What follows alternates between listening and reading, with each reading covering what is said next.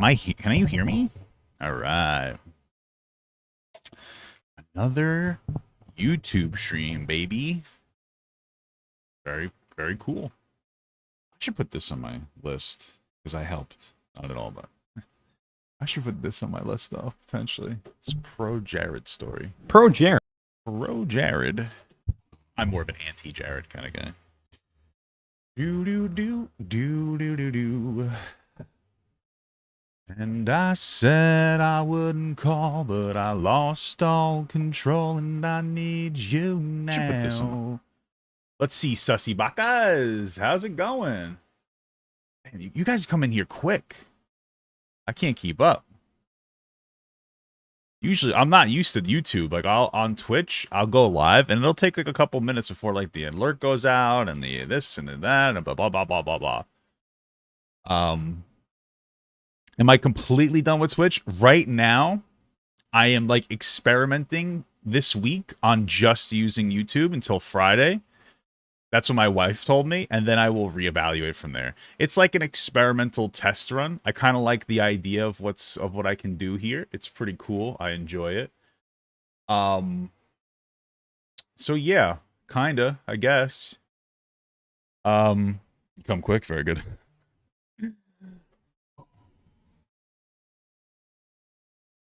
Excuse me. So yeah, I'm just experimenting, you know? You got the notification immediately? That's very cool. You like my singing, dude?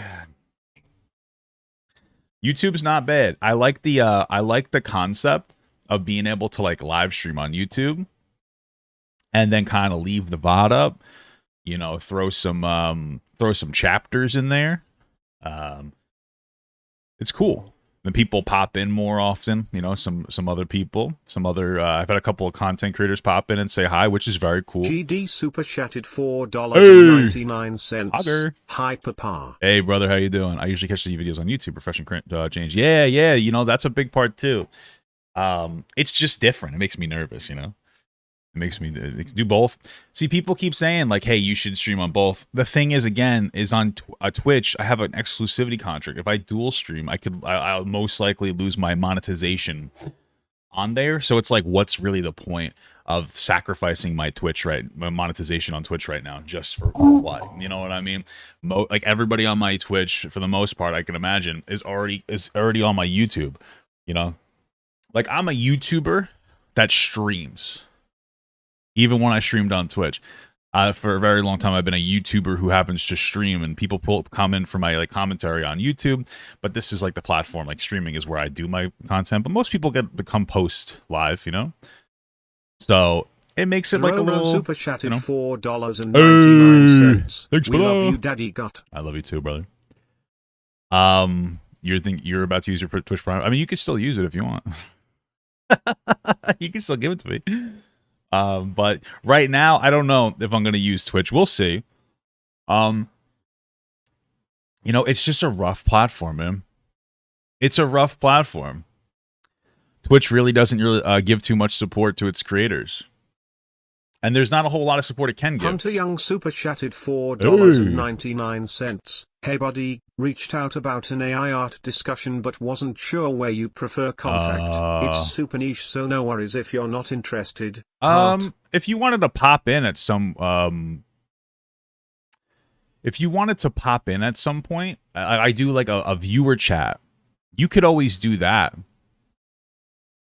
And talk about that. But give me one sec. I feel like I have to change like my background. Oh.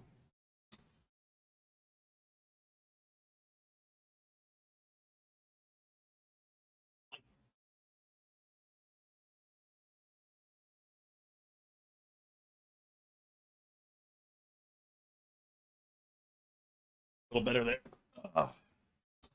A little better there, brothers. A little better there. Sorry about that. I just think that like the light source was kind of like getting to me, kind of messing everything up.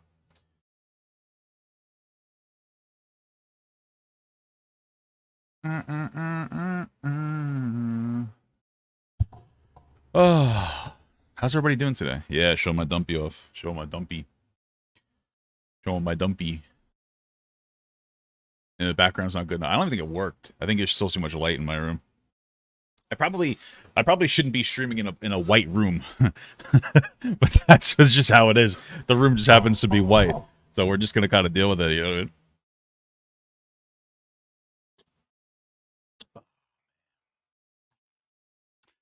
Just gonna be what it is. Good morning. How you doing? Very nice. Dump on me. Okay, incredible. You guys are ridiculous. You guys are ridiculous. How come it's not playing that? Congratulations on swapping over to YouTube. Hunter there we go. Super chatted $1.99. Congrats on swapping over to YouTube, by the way. Thank you. I appreciate that. I should watch the new Bam Margera video. From who? Who makes it? Bam Margera. The Patrick CC one? Is that what you're referring to? I think your wife did a good job. Yeah, she did a very good job decorating. If I go into someone's TikTok live, can the host see me? I was banned from a host when I think I'm not super educated on I'm not educated on TikTok. I don't I stay away from TikTok. Like I actually been on there a little bit here and there, but like I'm not Del super Reed like super on TikTok. $2. Papa, you inspire me. SDG, you. You're a unique voice here. Thank you so much. I appreciate that. I appreciate that. You've caught 0 Twitch streams, but call it back-to-back YouTube streams. Yeah, you know what? It's like weird to download. That's the problem with Twitch. That's the problem with Twitch is like actually, this is the video you're talking about? I'll put this in the queue. There's a lot of stuff I could potentially watch. The problem with Twitch is it's just for streaming. YouTube is for like everything, so you're more likely to see me in the algorithm. So, yeah. What's up, Damian Lee? Let's see what we got here. Oh, I could just do that. That's easy. You've been visited. Oh, man. Wow, I got a big boy in here. Got a big guy in here. Are you a TikToker? You've been visited by the permit crowd. Okay. I didn't bother with Twitch anymore. Yeah, bro. It's rough. It's unfortunate because I do like the platform. But like it has nothing else to offer. It really has very little to offer. Is the money good on YouTube without the Twitch Prime subs? I don't know. I don't really know.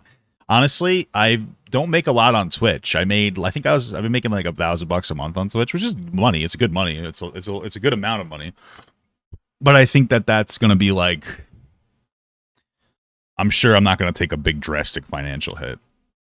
You know, my decision for doing this is, I want to kind of switch over to doing like a show, almost like a daily show, like a 3 or 4 hour thing where I hang out and chat with the chat for anybody who wants to watch that. And if not, you can go to my Papa Got Leftovers channel. I just put up all the segments there. You know, something a little more casual. Super chatted $4.99. Sneako looks like a closeted version of Brett Rock. Who's Brett Rock? Oh wow. Okay. Well, it's like quite an accusation there. Incredible. It's incredible. Thank you for the donation. I'll sub here, brother. And I'm a premium viewer. Thank you so much. I appreciate that. You guys don't have to sub, just so you know. I have to figure out like what kind of like membership content I can actually offer. An atmosphere where everyone's focused on being the biggest jerk possible for views, since being a jerk has always been the norm for people. Your content is unique and comfortable while fair. Do both. Thank you. I appreciate that. Yeah, I'm trying to like not become terminally online. I feel like for a while now, like I've made my main channel like so much about like controversy, whereas I used to just kind of stream and put whatever I wanted up. I want to take a breather. I know it sounds so weird, but I want to like just stream for the day and put the make content instead of like, oh, here's the big topic, big button issue today. It just gets stressful, dude. It's crazy. I'm trying not to be all stressful, you know. It's crazy. It's too much, you know. It doesn't make me happy. It doesn't make me happy, you know. Hey, good morning, bro. This coffee's so good. Dude, this is like Disney coffee. Disney 50th anniversary coffee is incredible. I don't know why. It's just so good. Hey, thank you so much for the sub. There we go. Became a member. Thank you so much. It takes a minute for the alerts to go through, so I get nervous that it's not going to work. In a minute, we'll start getting into content. I'm just chatting you guys up for a little bit. I'm just chatting you guys up. You know what another thing with YouTube is like there are like there are some different banned people on Twitch, and like you can't really talk to them or about them or anything, so it's very restricted. You know, they're very quick to ban stuff. So you don't like Darman clone videos? Come on, those are incredible. Worst part of controversy is inevitably getting dragged in. Yeah, for sure. I'm still gonna talk about I'm still gonna talk about controversial stuff occasionally, but it's not like I don't want it to be like the center point of my thing, you know. Watching from Greece, so funny. You're streaming on YouTube. Tthank you so much. Got some love from Greece.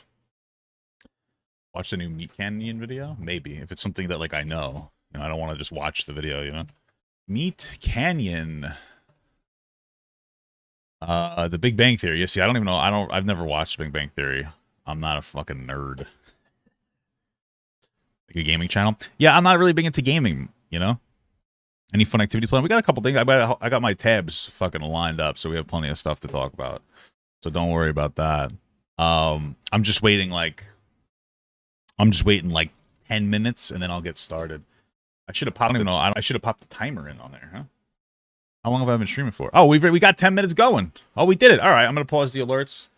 We can start doing some stuff. We'll start having some fun. The first thing I want to do, though, the first thing I really want to do here. All right, I got these Pokemon cards from Goodwill. They're not Pokemon cards. They're called MetaZoo cards. I wanted to open them real quick. If you see here, this is an official licensed product of Smokey the Bear. This is a Smokey the Bear card. I kind of I wanted to open them on stream a little bit. You know, just out of curiosity. That's pretty much it. Because somebody made Smokey the Bear Pokemon cards. Struggling to open up a cardboard package. What's MetaZoo? I don't know. This is MetaZoo. Look at this. Look at this fake Rapidash. You can't really see it. There's like a screen glare, but you could see it. Isn't that cool? Not really, but I'm just curious. I bought this like a fucking 3 weeks ago, and I haven't opened it. And I've just been sitting. I've been putting stuff on top of it. It's been on a shelf, and then I put other things on top of the shelf, like coffee. So I figured, hey, maybe I should open it before I ruin everything. I can't get it out. Here we go, guys. I got my... Oh, there's a little bean in here, too.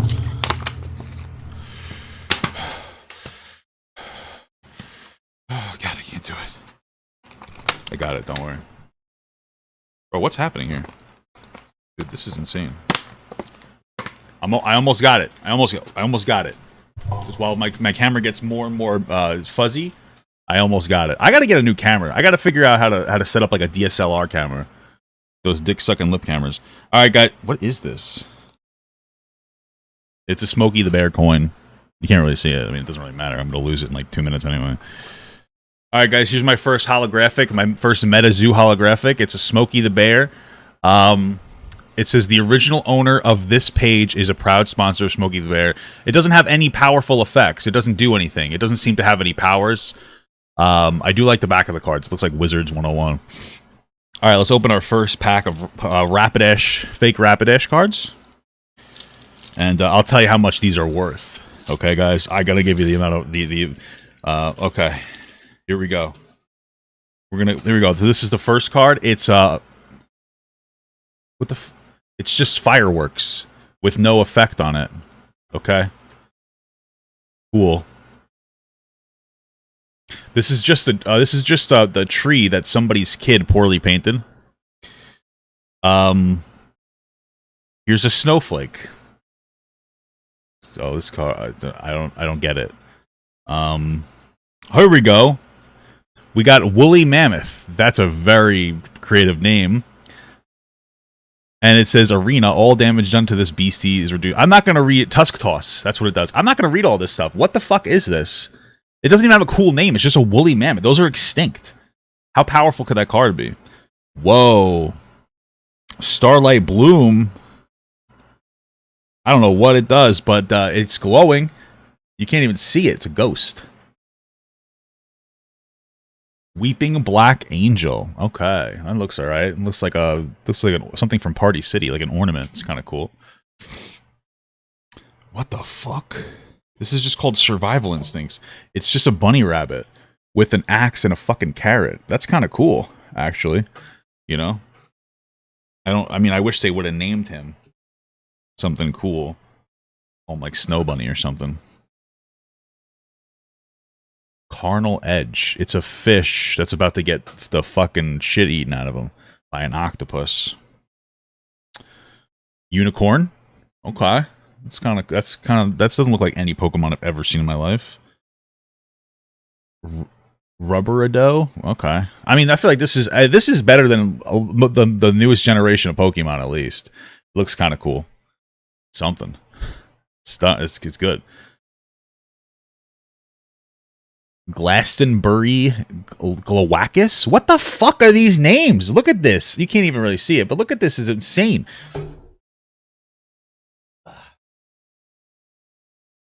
Maybe that'll make it easier for now. Look at this. What is that? Who made this card? I can't see shit now. Anti-potion potion. That's what that's called. It's called an anti-potion. I mean, fucking awesome, man. Turn the light back on. All right, pack number 2. The fuck is this thing? Look at that.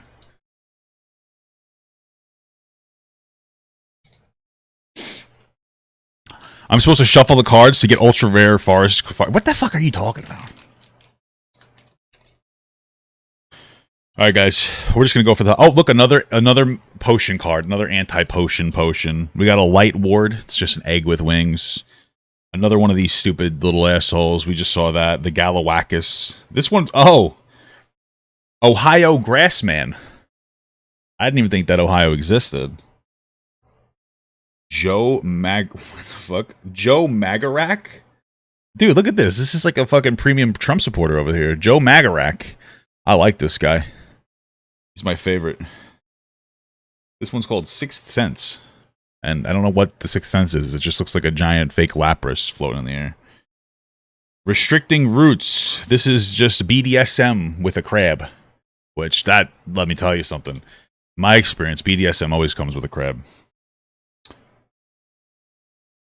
John Henry. It's a sparkly black baseball player with a hammer.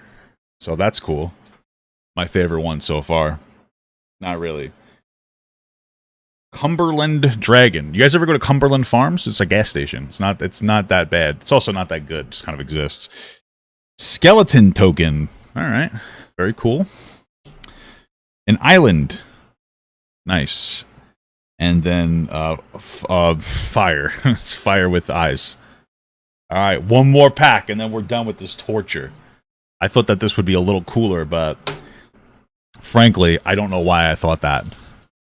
I have no idea why I thought that this was going to be cool. I was like, this could be a really cool segment, and it wasn't. But you miss 100% of the shots you don't take, am I right? Oh, Beaver Shark. All right. That's something. We're going from real animals to fucking chimeras. Flare shot. What the hell? Look at that monster that's shooting the flare out there. Looks like my ex, am I right? Jeering Rocks. This looks cool, but I don't know who called it Jeering Rocks. I don't really get it. He's making a funny face. Looks like a garbage guy. Ah, Spring-Heeled Jack. Italian Count Dracula. That's pretty much what this is, if you could see it.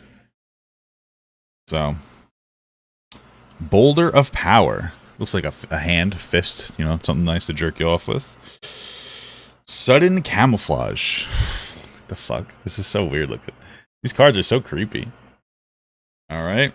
Another Weeping Black Angel, you know. Oh, guys, we got another hologram. So the weird thing about these holographics is they only make the person holographic. This one's a skunk ape. Look at this. I don't know why they don't make the whole card holographic. Snogalooster? What the fuck is this? I mean, it looks kind of cool. It's got a pool floaty on it.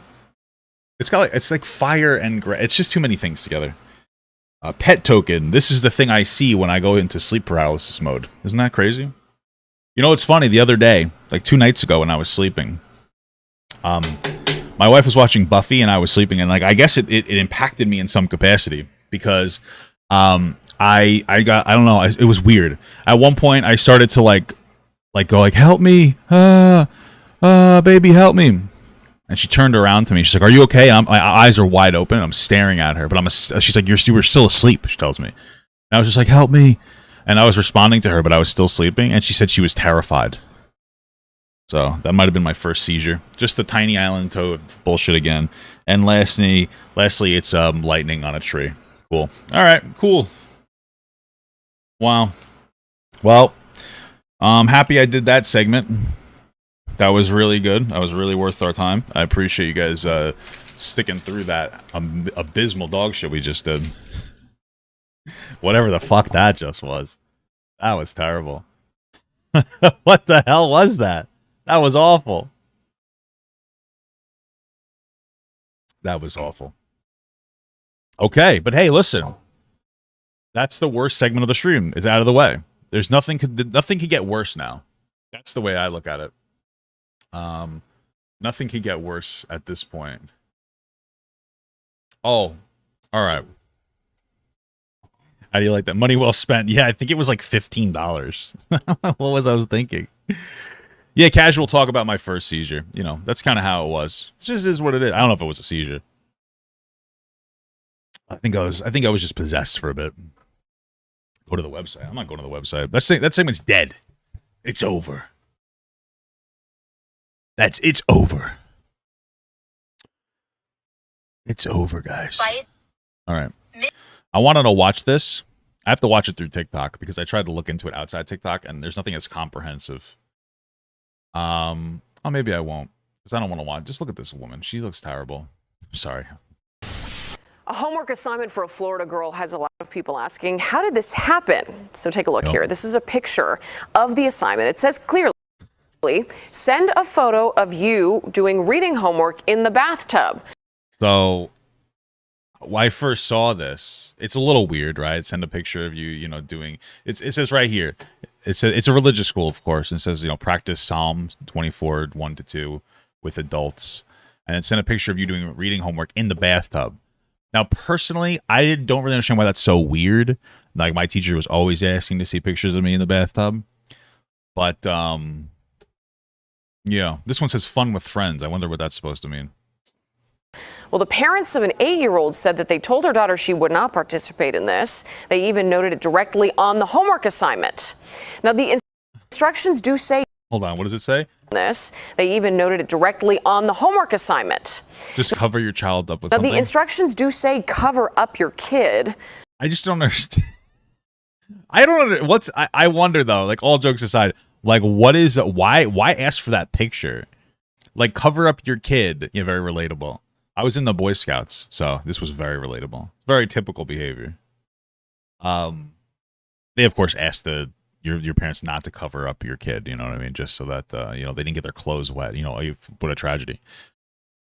I don't understand, like, why is that the assignment? I mean, honestly, I think it's one of those things where weird teachers, you know, I don't know how to explain it, but you ever have that weird teacher who's asked you to do weird shit? Like, for your homework, go find 3 pine cones, but don't show them to me. I'll trust you. Why? Why would you trust me? Like, I'm not going to go find pine cones, asshole. It's like that. I just don't get why you would do that because it just seems like inappropriate. Like you should know that it would trigger an inappropriate thought. Still, the parents say when they called the school administrators, they said, we have been sending this homework assignment out for years, and you're not the only one complaining about it. Yeah, so why not just change parents it? later asked police, who said they should not participate, and then the girl's mother got a phone call from the school. Okay. I think you guys should do a parental withdrawal for me. What is a parental withdrawal? Mackenzie. What? And I said, I can't do that. And we refused to withdraw her. He said, okay. Oh, they wanted her to wait, they wanted her to withdraw the kid?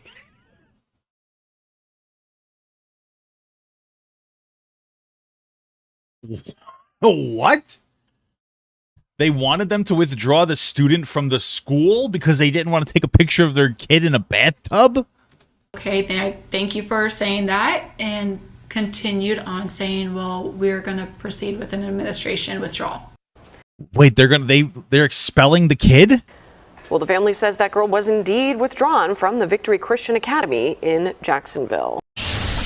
Always Jacksonville. Bro, you know what's weird? I remember a while ago, I watched this video about this weirdo from like TikTok, and he always kept asking like any account with like a kid on it if they could get in the bathtub with their clothes on.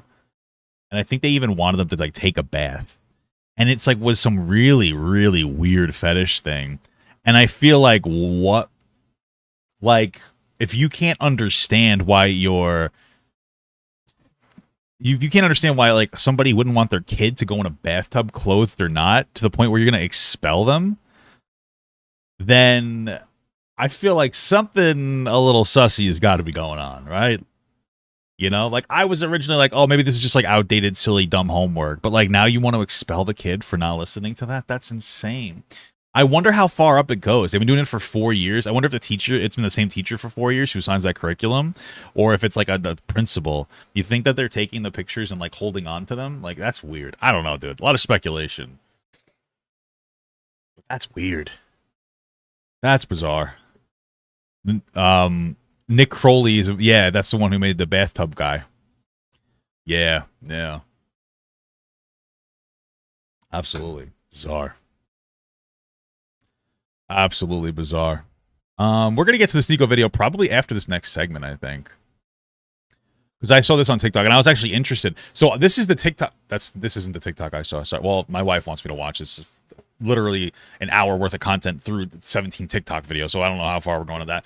This video I saw, and it says no sleepovers explained by a child and adolescent psychiatrist. And I'm really curious as to why you wouldn't want your kid to have a sleepover, because I feel like that's a good thing for multiple reasons. Like one, it's good for like developing friendships, is very positive for kids, but also it teaches your kid a little bit of independence.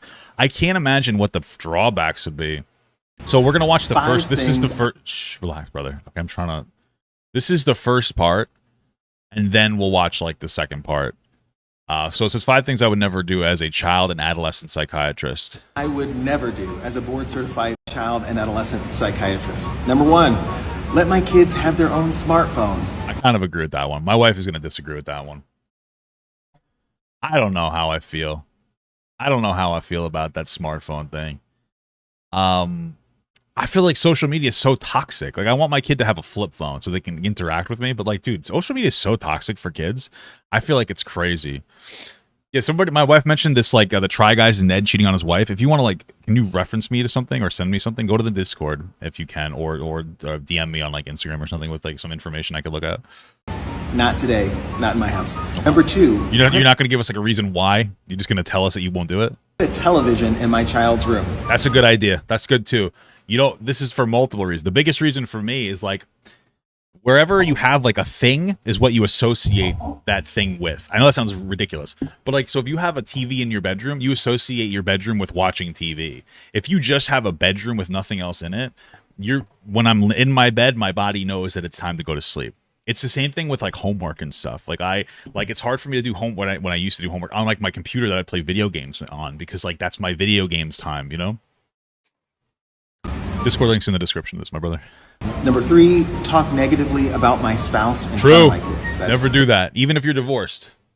Don't do that even if you're divorced. That's an incredibly toxic thing to do. And your kid's going to resent you for the one, like, when they get older. They're going to resent you for the one, because you're the one talking shit about the other, the other person. That's also going to be a no-no. Number 4, do everything for my child so that they don't develop habits like discipline and chores and doing those kind of things. So you're saying that he wants them to have chores, and being a part of the family in that way. And then number 5, I would never, ever, ever, ever let them do a sleepover. Why? So what do you think? Let me know your thoughts in the comments. I don't understand the sleepover one, so let's just go right to it. Hello, friends. Dr. Mitnall. All right, relax. We're not friends, okay? You relax. You literally said that our kids can't have a sleepover together. We cannot be friends, dude. I feel like that. I take that personally. Child and adolescent psychiatrist and dad of 6. Now you probably saw my 5 lists of things that I would never do in my own home or with my own kids. Number 5 on that list is no sleepovers. You guys made it abundantly clear that you wanted to hear more about that. Yes. So let's talk. The first is, what do I mean by sleepover? So when I say sleepover, I mean the intentional kind of grouping of kids around the same age with the express intent of just having a really great time, usually loading up on candy, playing video. This sounds horrible, guys. This sounds like I can understand now why he wouldn't want sleepovers. Getting together with friends? Shocker. Video games, watching things until the wee hours of the night. That's different than, you know, your grandparents watching your children, or perhaps even cousins staying with their aunt and uncle. So you could just set the boundary with the person doing the sleepover, like the parent hosting it, that like no like horrible junk food, and like have the kids to bed by a particular time. Like that's all you have to do. It doesn't have to be like this intense thing. Like it doesn't have to be so intense. Yeah, you know, if my kid stays over there, I just don't want them to have a lot of junk food, and I like them to be to sleep by like 9 o'clock. Oh, well, we're gonna let our kids stay up all night and eat like shit. Okay, well, I'm not gonna have my kid go over there. That's perfectly fine. That's setting a boundary. But like, why is it an issue to have like the sleepover with their friends? Like, who cares? An uncle, where they will likely have the same, you know, nighttime, daytime routine as you have established in your own home. So for those who mind, yeah, this just sounds like kind of, I'm not sure to be nasty, a little lazy. Like set boundaries with your kids' friends' parents about the way that you want to enact a sleepover, and if they don't adhere to that, that's perfectly reasonable. You just don't bring your kid over at that point. Of the first video, you probably saw a lot of people there from different branches of activities that support kids, like teachers, like social workers, like, you know, people in law enforcement. And what do we know, or what have we all experienced that might leave you scratching your head? And one of the biggest is that often the stories that come into us about trauma, about exposures, about inappropriate things in the lives of kids are often at the corners of experiences for our kids. And by corners, I mean those places where there's less adult supervision, that they're a group of kids together, maybe doing more impulsive things or things that they wouldn't otherwise do under the careful watch and gaze of a loving adult. And so sleepovers often provide the right opportunity for kids to get into things that are way over their head, whether they So here's the thing. I understand what he's saying. What he's saying is like, hey, when he, from a clinical perspective, talks about traumatic experiences, some of them can come from these type of situations where there's like just inherently less supervision that's going to happen.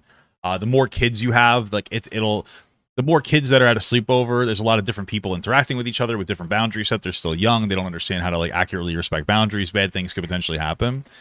The problem I have with that is that like you get to a conversation about how much protection is too much protection with your kids, right? I know that sounds weird, but there are times where you kind of have to let your kid live a little bit and experience some things, even if they're not positive. I would argue that the overwhelming majority of experiences at sleepovers aren't traumatic experiences. There might be some negative ones, but a negative experience isn't necessarily a bad experience. Like a negative experience can teach you how to interact better in life when you come across that negative experience again in like a more profound way. It's not a bad experience. Like when for instance, I'm an Eagle Scout. I used to go camping all the time. What's up, Tixter? How you doing, brother? I used to go camping all the time. Once a month. I went on a week-long camp when I was like a kid. I was like 12. And I was so upset. I was crying because I missed my mommy. Right? After that experience, though, I learned to not miss my mommy so much. So that negative experience was actually like a positive experience overall because it taught me as a kid to be less dependent onto like my mom. Right? That's something that a lot of kids have to like, go through in some capacity.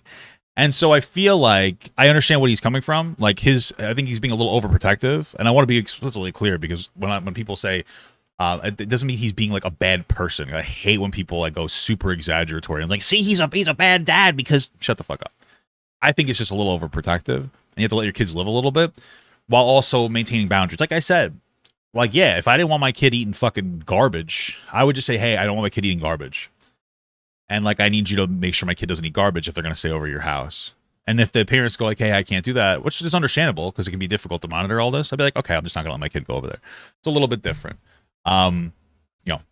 Intend to or not. And so if my intention is for my child to have wonderful and close relationships with their kids, with their peers, and for me to have a close relationship with my child, I'm going to make sure that they do that in a situation and time that is most likely to be profitable for them and less likely to leave them scarred with trauma from which they might need to heal for the rest of their lives. I would argue, honestly, one thing is like if you shelter your kid too much when they're younger, as they get older, they're not going to know how to interact with the world, and like that experience of like not understanding other people's boundaries or what people like other interactions could be more negatively impactful in the long run. Because I can make this same argument with like not letting my kid go out and play outside because they might get hit by a car. You know what I mean? And like it could happen. But at the end of the day, like not letting your kids go outside can be profoundly negative for like their mental and physical health. So like I kind of disagree with parts of that, obviously. Ian_Willow7 super chatted $4.99. Thank you, sir. Working right now, so I'll probably lose service while you're streaming, but wanted to show my support for the YouTube Switch. Well, thank you, brother. Oh wait, hold on. Let's see. The YouTube Switch. Try Guys. Okay. It's so weird. Should I read this thread? I think I might read this thread. Yeah, let's do the Try Guys thing real quick because my wife was talking about this. My wife mentioned the Try Guys. This was actually very annoying in the morning. This was very annoying in the morning. My wife this morning, she's like, "Did you hear about the Try Guys?" Now she's in the living room and I'm in the bathroom. And I'm like, "The what?" She's like, "The Try Guys." Now, that's why I say, I can't hear what you're saying. I made the mistake of asking that in the middle of washing my hands. So she said the Try Guys again, and I didn't know what she was saying. So now I could either just say, yeah, okay, or I could, engage in that. So I walked out and I said, "What are you saying to me?" And she says, "The Try Guys." I said, "What is?" I didn't think that she was saying words. What are the Try Guys? And apparently they're for gay guys. That's what it looks like to me. So it's for gay guys that pretend to be straight. I'm just kidding about that. Anyway, I don't know. My wife knows who they are. I don't. But somebody in the chat is like, "You should look into the drama." So like, let's look at it. We'll just read this thread. So it says, "A thread on the Try Guys drama for those who don't want to go to Reddit." Oh, of course not. Reddit is horrible. Remember, this is just speculation. Nothing is confirmed right now. Excuse me. I got gas. Number 2. So all this started when fans began noticing that Ted has not been present in some of the recent Try Guys project. Which one is Ted? Do we know which one of these guys are? Because right now I'm just looking at this as like Power Rangers. Let's do that real quick. Try Guys names. The Try Guys. What are their names, bro? The Bye Guys is true.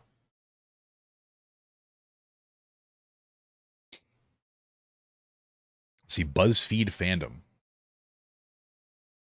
All right. So we have from left to right. Come on, bro. We have Keith, the Blue Ranger. Ned, the cool Red Ranger.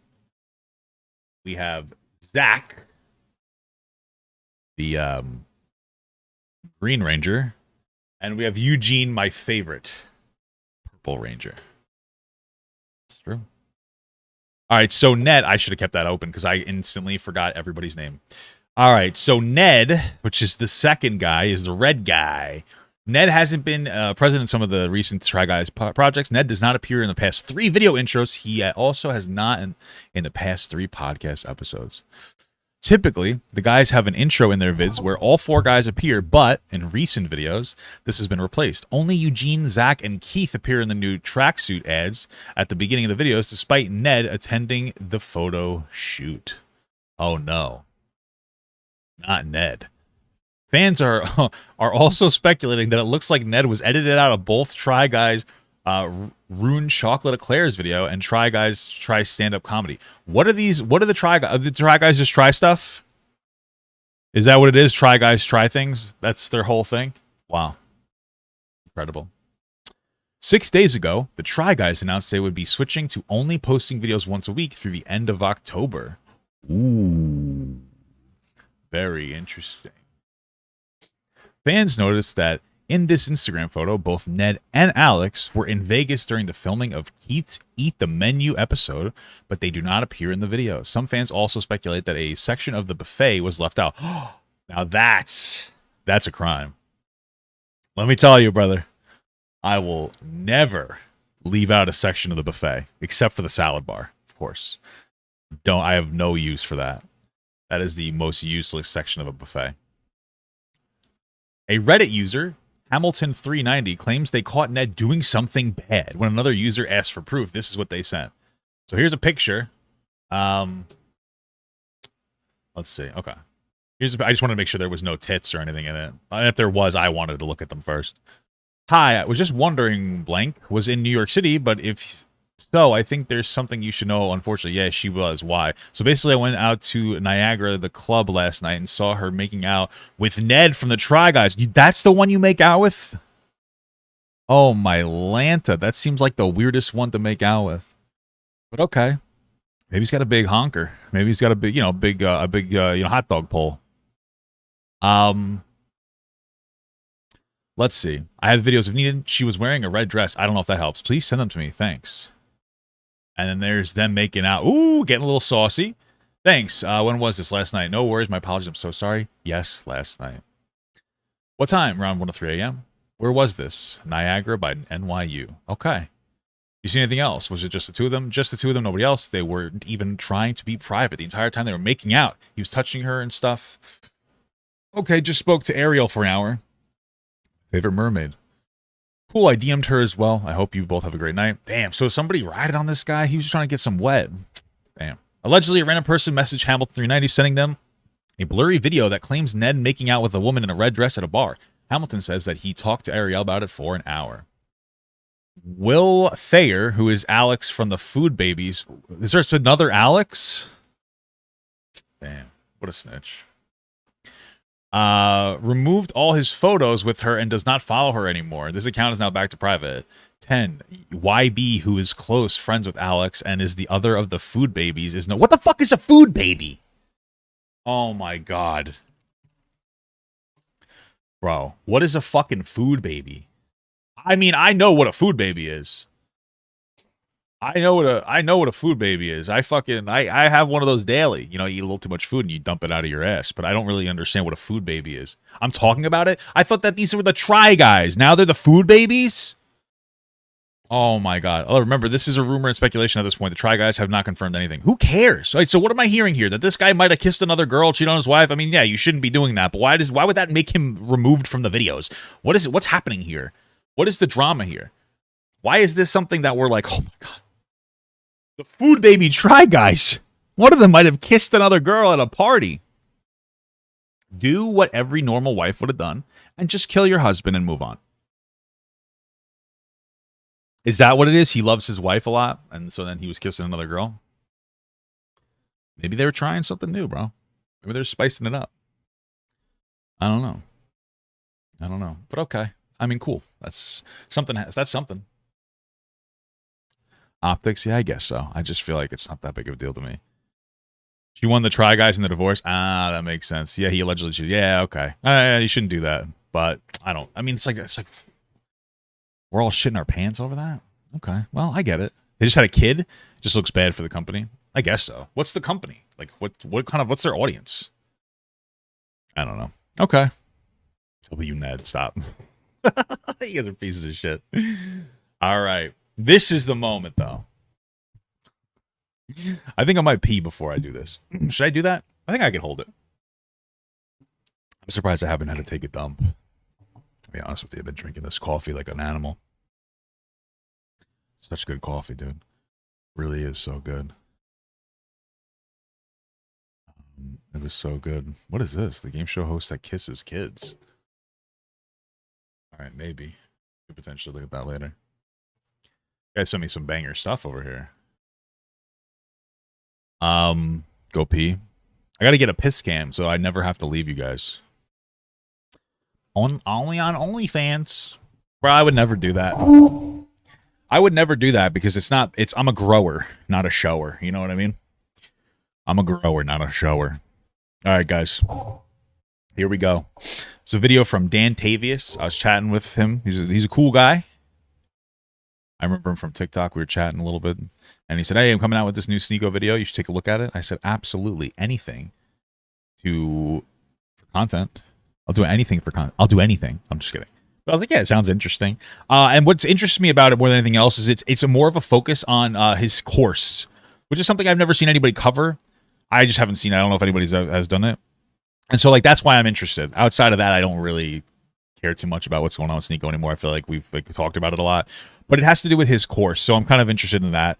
So we're going to give it the old watch. We're going to give it the old watch.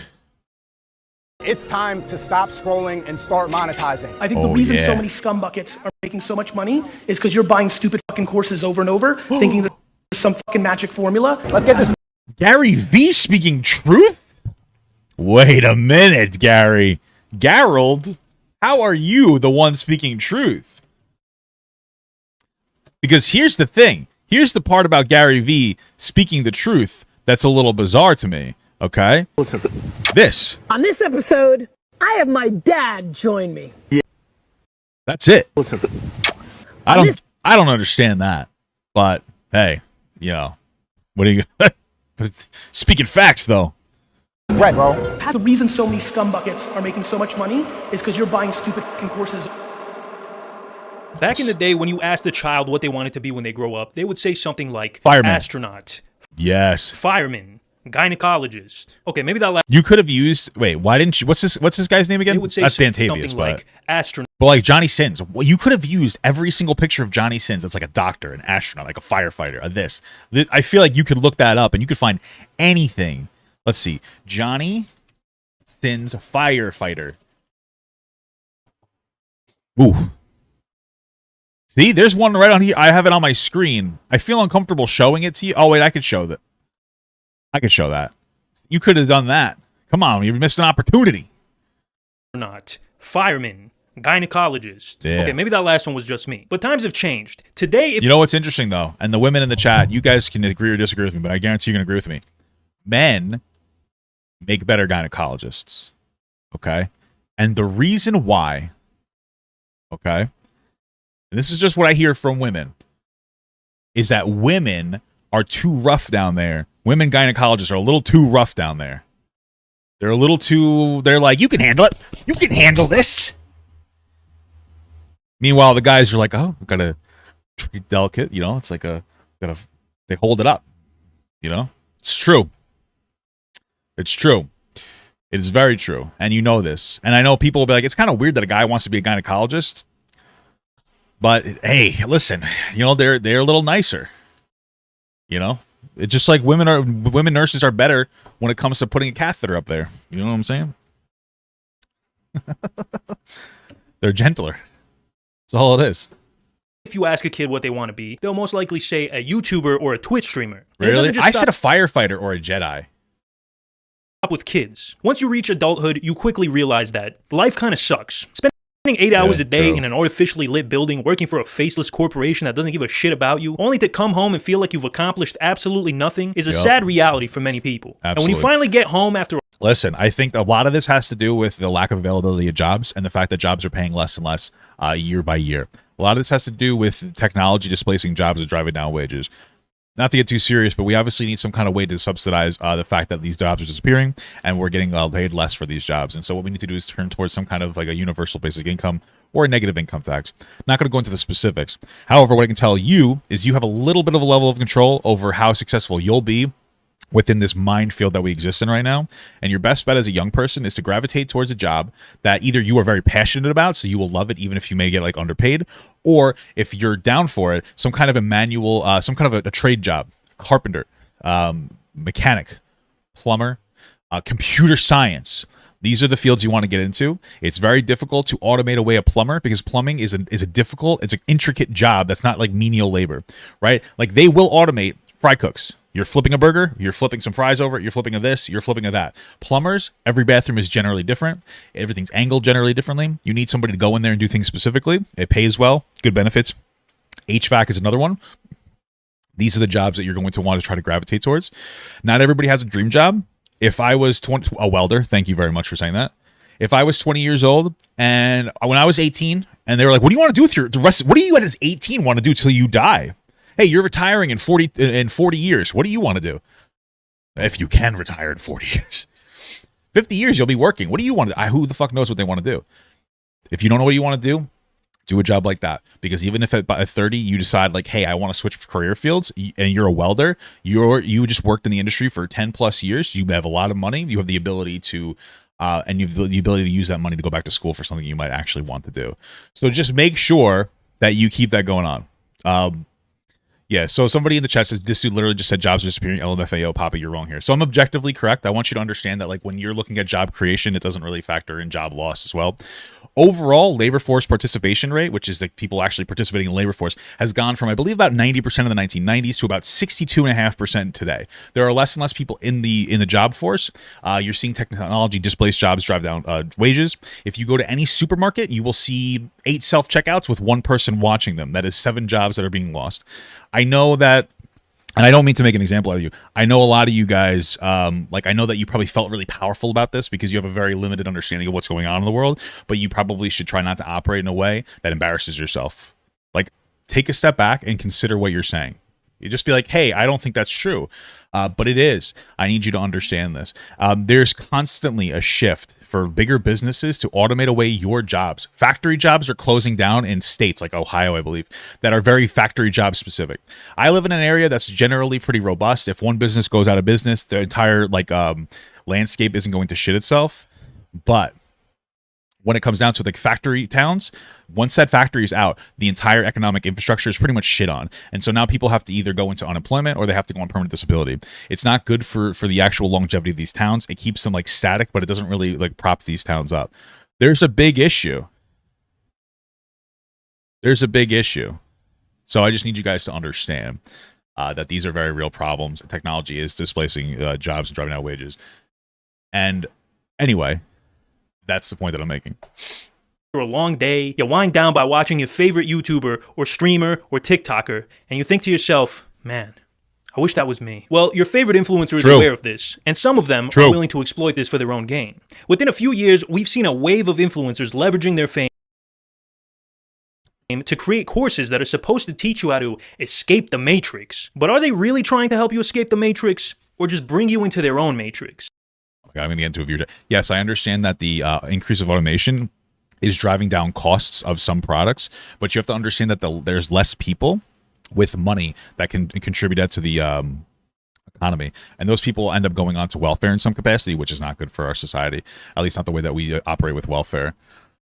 Now, one thing I want to make clear is I don't necessarily think these courses are scams. A scam would be if you paid for a course and didn't receive anything in return. These courses aren't scams, but 99% of the time, they're just shallow cash grabs that offer little in terms of actual value. And Sneako is the latest in a long line of influencers peddling these dogshit courses to their young fan base and getting rich while the people buying the courses stay poor. Because at the end of the day, the worst financial decision you could possibly make is paying money for a course full of information that you can easily find for free. By the way, I'm Dantavius. How you doing? And I know this isn't my usual... I like that, though.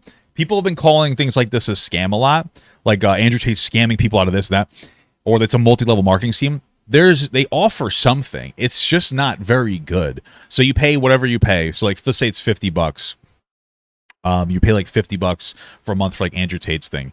You're not really getting, like, it's a very shallow course. I remember watching a video about that. I think Turkey Tom did it. And it's just kind of very basic bullshit. You know, you're getting something, you're getting resources to watch, but it's not something that's like really going to help you in any capacity. And they sell you on an idea more than anything else that if you unsubscribe, you failed. There's a lot of you unsubscribe, you're the reason that you lost. It's very pick yourself up by your bootstraps in that capacity. So, you know, type of content, but hey, sometimes you gotta mix it up, all right? This was originally supposed to be a bigger video about influencer courses in general, but I decided just to focus on Sneako and make it like a shorter video because this man has completely taken over all my social media feeds, and I'm just doing this out of spite. Now, influencer courses... Wait, hold on a second. We gotta watch this again. Look at that! That's me! I just went back to see if one of my videos would be in there. It is. Gotcha. Aren't anything new. They've been around for years at this point. Everyone from Jake Paul to Graham Stephan to Ninja have come out with some kind of course. But then Andrew Tate came around and flipped the whole game on its head with Hustlers University. Yeah, brother. After making it big in the world of cam girl streaming, a business which Tate openly admitted to scamming people in, they decided to move on. After making it big in the world of cam girl streaming, a business which Tate openly admitted to... Their business is a total scam, but the authorities cannot stop them. Wow. Well, I mean, I guess you're getting stuff to look at. Commentate W, guys. Hey, guys, I'm Andrew Tate. porn is really bad for young men, very toxic. However, I'm going to still sell it because I have literally no moral values. Commentate W, baby. Scamming people in, they decided to move on to an even more lucrative scam. I mean, business opportunity. Their very own course. Hustlers University has 200,000 members, so they must be offering some scrumptious knowledge for that $50 a month price. Really quick. Okay, let me know. Please tell me what you're saying is inherently wrong with automation. I feel like you are approaching this in a black and white with a little nuance. Automation is the necessary for the evolution of our society. I agree. I want you to understand something.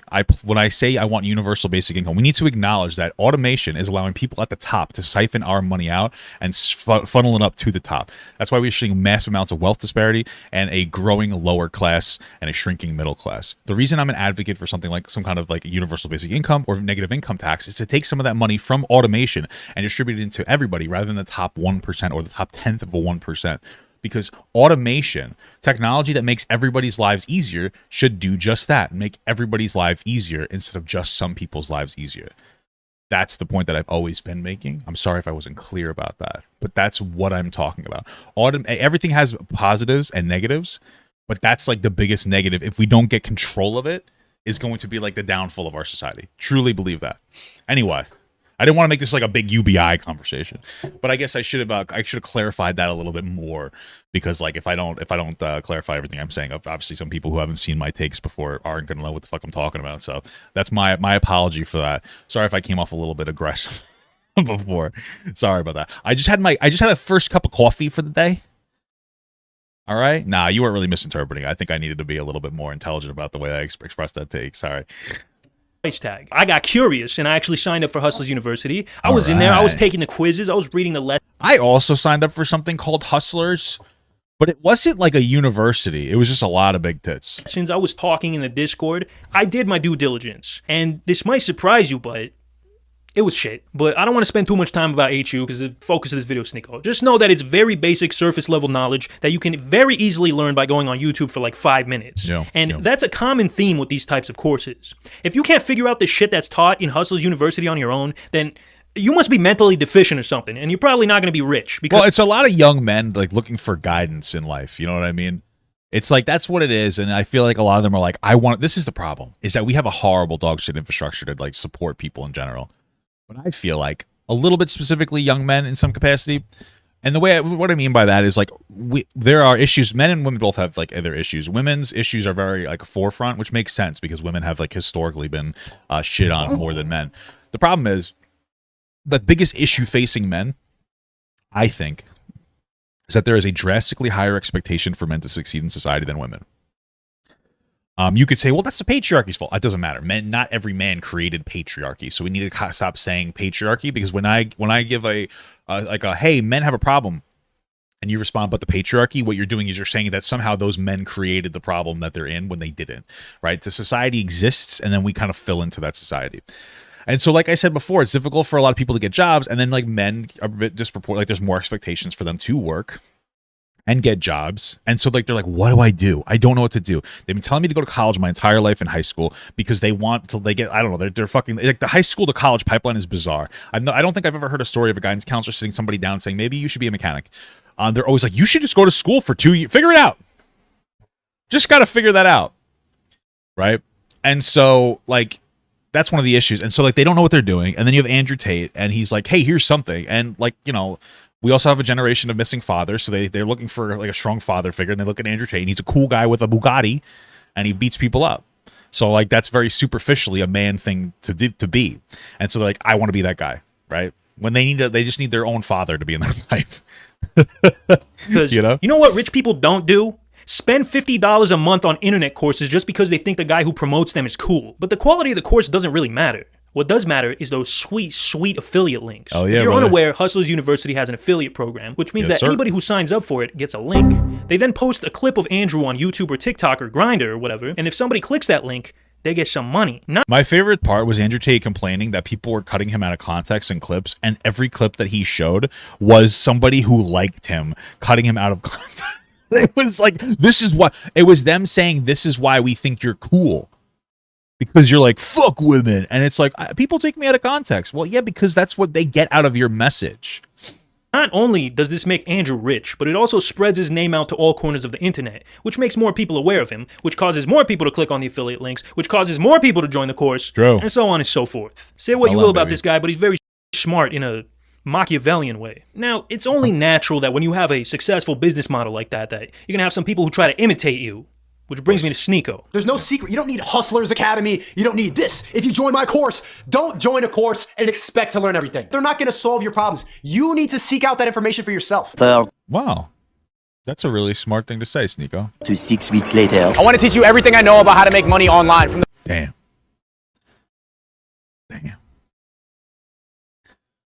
He kind of did it to himself at that point. back end, from the editing side. Hey guys, I have a really good way for you to make a lot of money really quickly. Here's what you do. You create a TikTok and you make Papa Gut clips of the funniest Papa Gut moments and you post them on your TikTok and you get big and you become a big clips channel and you monetize it and you keep all that money. It'll work, guys. Try it until it succeeds. All right. I have no personal investment in this. That doesn't benefit me at all for you to get me viral on another platform or even this platform in some capacity. So I have nothing invested in it. You know what I'm saying? So don't think that I'm saying this is some kind of like a manipulation tactic.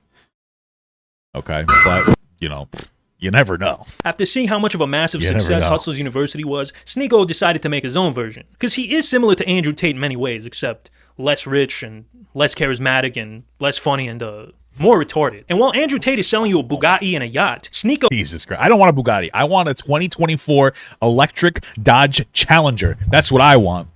Is selling you a Dodge Charger and a pair of fake Yeezys. Now, Sneako is not... Bro, there's nothing wrong with the Dodge Charger.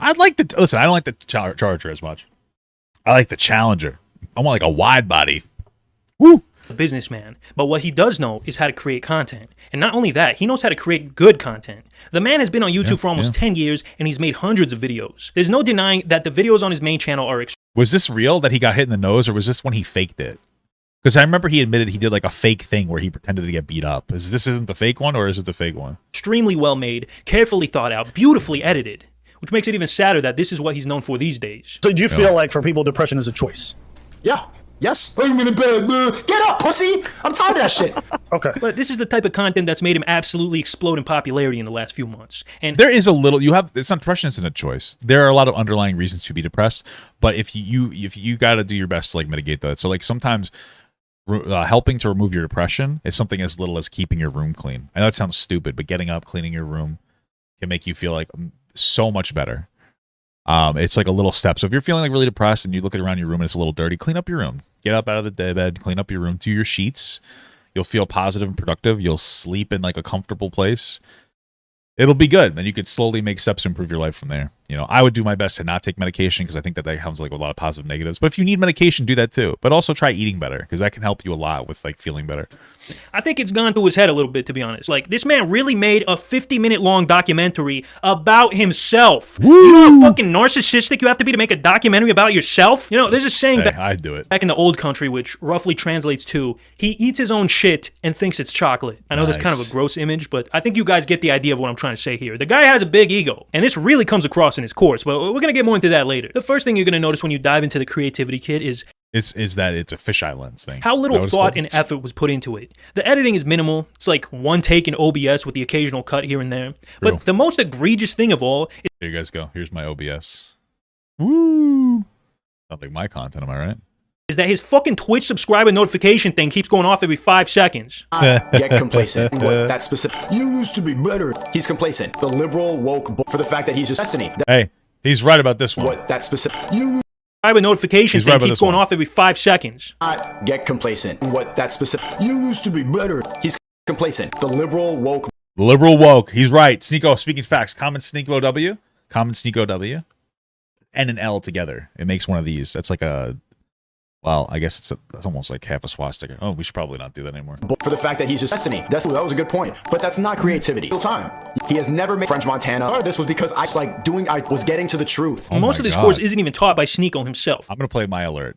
Michaela Smith became a member. Hey, thank you so much. I appreciate that. I'm going to play one more alert because that wasn't the one I thought was in the queue. This one is just like $10. Isn't SR super chatted $9. Hey, thanks for the super chat, brother. Good morning, Papa. Glad to see the Switch was real. Thank you, brother. Yeah, I'm giving it the old college try. It's taught by this Arabian Keebler elf-looking gentleman who I guess is Sneako's editor. His name's Musa. And this dude has like a fraction of the charisma of Sneako, so sitting through his portion was kind of a slog. And honestly... Oh, that's what Andrew Tate does. You buy into his course, and then you watch videos of somebody else giving you advice. This is so low effort. At least do it yourself. The information he provides isn't even good. Like, he has a few sections about how to go viral on TikTok, and it's basically just him showing you other viral TikToks and saying to copy them. Not exactly groundbreaking stuff. But if you want like a real way to how to go viral on TikTok, first and foremost, not everybody's going to go viral on TikTok because it's like difficult. You need to be somebody that people give a shit about. You need to be like funny or intelligent or both, just like me, and handsome, just like me, very beautiful, just like me, very sexy, just like me. You need to be the most incredible person in the world, just like me. Not everybody can be just like me. All jokes aside, the best way to go viral on TikTok is to stitch other people's content. Or duet it, but stitch other people's content and throw in like a witty, edgy, like silly, not even edgy, but like a witty, funny little joke, or be like something, and make a lot of that content. Rocket it out. Make 20 videos a day if you have the time and if you enjoy it. Don't do something you don't enjoy, because if you don't enjoy what you're doing, then you're going to be fucking miserable. And then you just keep experimenting with different stuff, and then once it hits off, you kind of gravitate towards that a little bit more, but you always make sure you continuously experiment and don't be afraid to have bad like view videos, because if you don't experiment, you're never going to widen your range. People get locked into or lumped into like one particular category for like their entire career, and they don't really take off, and then they get afraid to make stuff that's like a little bit outside of that, and that ends up like stifling growth. So that's the best way you do it. Most people aren't going to get viral, just letting you know. Yeah, steal content and add reactions that adds nothing. That's exactly what you need to do. Yes, thank you. That's a good way to sum up what I just said. But look, I'm not going to sit here and act like all the information provided was bad. There's definitely some solid advice in there. For example, he sets pretty realistic expectations in saying that your videos are probably going to suck when you first start out. Absolutely. And to just stick through it because it might take a while before success comes. Yeah, you got to like experiment and see what people like, what's good and what's bad, and what's cringe and what's not. There's a few other nuggets of gold in there, but for the most part, the information is pretty general, and a lot of it is just anecdotal. It's stuff that's worked for Sneako. When it comes to things that you can actually apply yourself, it's kind of dog shit. Like, there's not really a lot of information on what equipment to use, what editing software to use, how to make a good thumbnail and title, how to edit. Yeah, I mean, when it comes to equipment, this is the thing. When I start, here's my biggest thing. Don't invest in any, if you're doing TikTok virality, you don't really need to invest into any of this stuff. Okay, let me just be explicitly clear. If you won't succeed with bad hardware, you won't succeed. I know that sounds like a dick thing to say. When my first million on TikTok, I had a $180 bullshit Galaxy J3 smartphone. It didn't really matter. The quality will matter. It's like the 80-20 rule. It'll be about 20% of your content. But if you're not going to blow up doing if you're not going to blow up without the hardware, you're probably not going to blow up at all. You know, because people prefer like I guess style or whatever to quality. They prefer good content to good good cameras and whatnot. Peripherals, is that what you would call it? I'm not saying don't invest in that once you get like a little bit of traction, but like you see so many people like invest thousands of dollars into a setup, and they're like their content's garbage because they don't know what the fuck they're doing.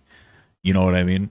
So, you know, as far as this equipment wise, like, I mean, I have a computer. I have like an NZ. Well, I have a different computer. It was like $1,500, but some computer for streaming. I got the Samsung Q2. Like, I have some like bullshit Walmart microphone. Thing.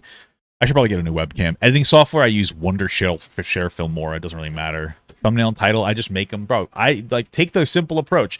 Picture here, picture there, nice little border. You don't have to be super complicated. It just needs to be clean.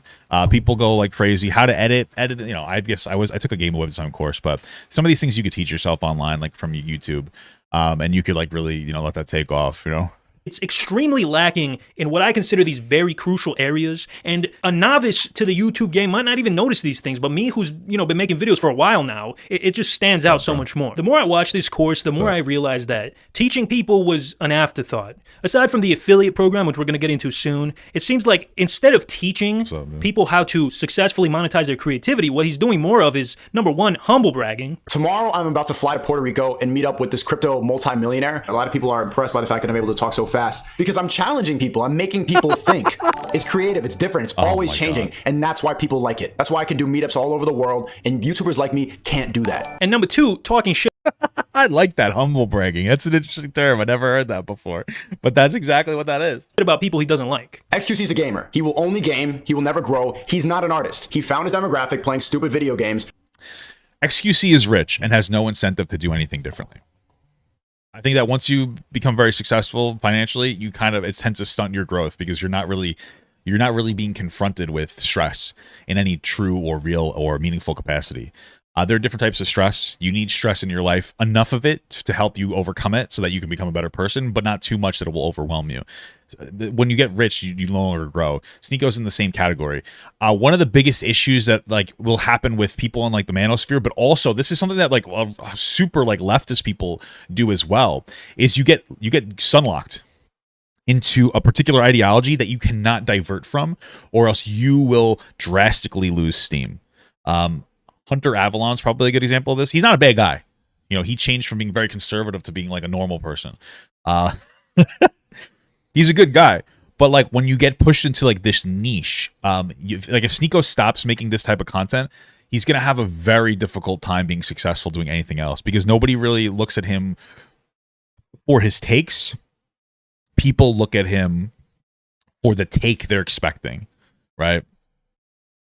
And so that's one of the problems, and you have to be careful of people like that because it gets very grift heavy. I mean, he referenced Hassan before. Hassan's probably an example of somebody that's very left that the people will expect a specific take from Hassan. If he doesn't give that take, they'll be disappointed. It is the same thing with Sneako. They're just the opposite side of the same coin, realistically speaking. They're not known for Sneako used to be known for critical thinking, but not really anymore, And I need to talk faster. Sorry, guys. I'm going to make sure to talk a lot faster. Sneako used to be... I can't talk fast. Sorry. That's what he will do forever. Destiny, I debated him. He's a centrist political guy or whatever. His audience likes to think that they're smart by hearing. And Destiny's the kind of guy where you could like him or hate him, but he's not known for... he's known for trying to engage critically in his content. So he can say anything as long as it's an intelligent take, and people will generally respect it. And so you generally can expect more honest content from somebody like Destiny, who is actually he's not known for pandering to a particular side. He's just known for doing his best to get to the bottom of particular information. And bring up studies and stuff like that. Hasanabi found a demographic saying the liberal woke bullshit. Yes, right wing. Yes, liberal. And then he gets a bunch of liberals. Yeah, Sneako's just the opposite of that. Don't ever want to think differently or challenge their own thoughts. I think it expresses itself the best when you could give Sneako an objective COVID statistic and he'll say, I don't really believe in COVID, so it's wrong, and your statistic is a conspiracy theory. But when he talks to somebody like Nick Fuentes, and Nick Fuentes says that Black and Hispanic people are biologically less intelligent, their IQs are lower because of biology, nothing to do with systemic racism. And Sneako's response is, well, I don't know if I agree with that. Can you send me a statistic? You found the biggest issue is that he will disengage with anything that's considered mainstream as a contrarian. But the second you give him a non-mainstream opinion, even if it goes against his core philosophy or ideology, he's not going to completely shit on it because he believes in systemic racism and understands these things. But he's so contrary to anything mainstream, but anything that goes counter to mainstream, he's actually more open to listening to it. And that's a huge issue. If you're going to deny objective COVID statistics, at the very least maintain that energy for when somebody says that Black people have lower IQs because that's just how they are genetically. And it's insane that he doesn't. And he's like, yeah, let me see information on that. Why? Why is it that why wouldn't you, if you don't believe in that, why wouldn't you even just say I don't care, that information is just a conspiracy if you're going to say COVID statistics are a conspiracy? And this is why, how Sneako really is a bot. He just is he's contrarian to anything that's mainstream. He's just the opposite. He's just an opposite of Hassan. It really is the reality. So... And they just, yes, you're right. They get happy for the fact that he's just saying what they already think. It's an echo chamber of liberal nonsense. That's not art. That's not creative. A little bit of a sidebar here, but I find this point absolutely hilarious. The irony is delicious. Sneako is describing exactly what he does, what made him blow up so quickly, all right? He's 100% right about Hassan, by the way. But replace the word liberal with right wing, and that's Sneako. I would replace it with red pill, and that's Sneako, but yeah. He says exactly what a certain demographic of people want to hear, and they all spam W Sneako in the chat. 100%. The lack of self-awareness is fucking beautiful, man. So Sneako calls out XQC, Hassan, and Destiny for not being true creatives, and this is true. They're not true creatives. It doesn't take a lot of creativity to watch somebody else's videos. Well, I will say, I would give Destiny a little more credit than that, okay, than Hassan and XQC. XQC is admittedly just bullshitting around, watching videos, not giving a fuck. So I can forgive that to an extent. Hassan thinks that he's a very intelligent guy, which he's actually smart, but like a little full of himself. Destiny's a smart guy. Like I do. I mean, like I just want to be explicitly clear about that. Just because he's bisexual doesn't mean that he's all bad. Only that part of him is bad. Okay, I'm just kidding. But you know who Sneako did promote as a good example of what people should do? Don't say Nick Fuentes. A YouTuber by the name of Sonny Faz. Okay. If you're unfamiliar with who that is, his whole I was expecting Nick Fuentes. gimmick is that he watches Andrew Tate and Sneako and other Red Pill videos with his mom, and the mom reacts positively to them. And Sneako brought him on as a special guest in his Discord and held him up as an example of YouTube success. Really, Sneako? Okay. Is this guy creative? No disrespect, but every video this guy... His mom's definitely creating something right now, if you know what I'm saying. Makes it the same fucking thing. It's pretty much... Online sexual harassment is incredible. I'm just kidding. Everything you said you were against. But sorry, what did he say? I missed it because I was making such an incredible joke. But every video this guy makes is the same fucking thing. It's pretty much everything you said you were against. But because he's right-wing, you uphold him as an example of creativity? It's kind of hypocritical, don't you think? Okay, before I move on, I want to say one nice thing about Sonny because I ragged on him a little bit. It was kind of mean, and that's that his mom is hot. So Sonny's mom... his mom's not bad looking. Yeah, if you're watching this, you know, hit me up. I'll fly you out. We can share a shrimp cocktail or something. Now, anybody who purchases the Creativity Kit also gets access to the Discord. Personally, I can't really have shrimp too much. Very high in cholesterol. I was at my doctor a while back, and he's like, yeah, you want to cut down on some of like your, you know, your red meats and stuff and some of your carbs. And I was like, yeah. I just had a bag of shrimp yesterday. Because, you know, it's better. It's not a lot of carbs in there, not red meat. He's like, are you fucking stupid? He didn't say that, but he's like, why? I said, whoa, relax, brother. You know, I was just trying to eat healthier. He's like, your cholesterol's a little high. Yeah, so? It's all cholesterol. I said, I don't know this. Why do you think I know? I'm not a fucking doctor. Why would I know that shrimp has cholesterol? You don't know that? I don't, dude, it's a fucking underwater bug. I don't even know what a cholesterol is. I know what fat, protein, carbs are. What's a cholesterol? What the fuck is that? What does it look like? What does a cholesterol look like? Why would you expect me to fucking know this? It doesn't make sense, okay? All right? Don't be so fucking mean, bro. What the hell is this? Which is a community of like-minded individuals who are trying to make it in the social media game. Which sounds pretty great, but why do I need to pay $50 for that? I'm in a couple of different Discord servers right now for YouTubers, and it's a pretty similar vibe, to be honest. People helping each other out, giving each other advice on editing and thumbnails, networking. But one thing I noticed about Sneako's server is that a lot of people are just reposting Sneako's content. It's not exactly what I would call creative. And it's funny because throughout the course, he rags on people multiple times for making content that's too similar to his or to other people. A lot of people try to copy the 1 Minute Podcast or try to copy my style. There's always somebody who has the 2018, 2019, like fake deep Sneako type beat videos. It's really predictable from the first fake deep few shots of the B-roll because it's really unique to my style. Don't just copy a formula that somebody else laid out.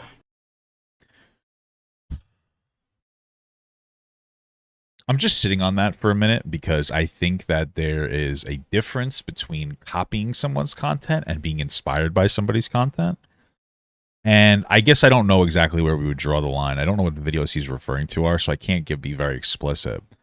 But I would like hope that he's not just shitting on people who maybe have found him inspiring in the past and they want to make content that's like kind of like his because he created a movement.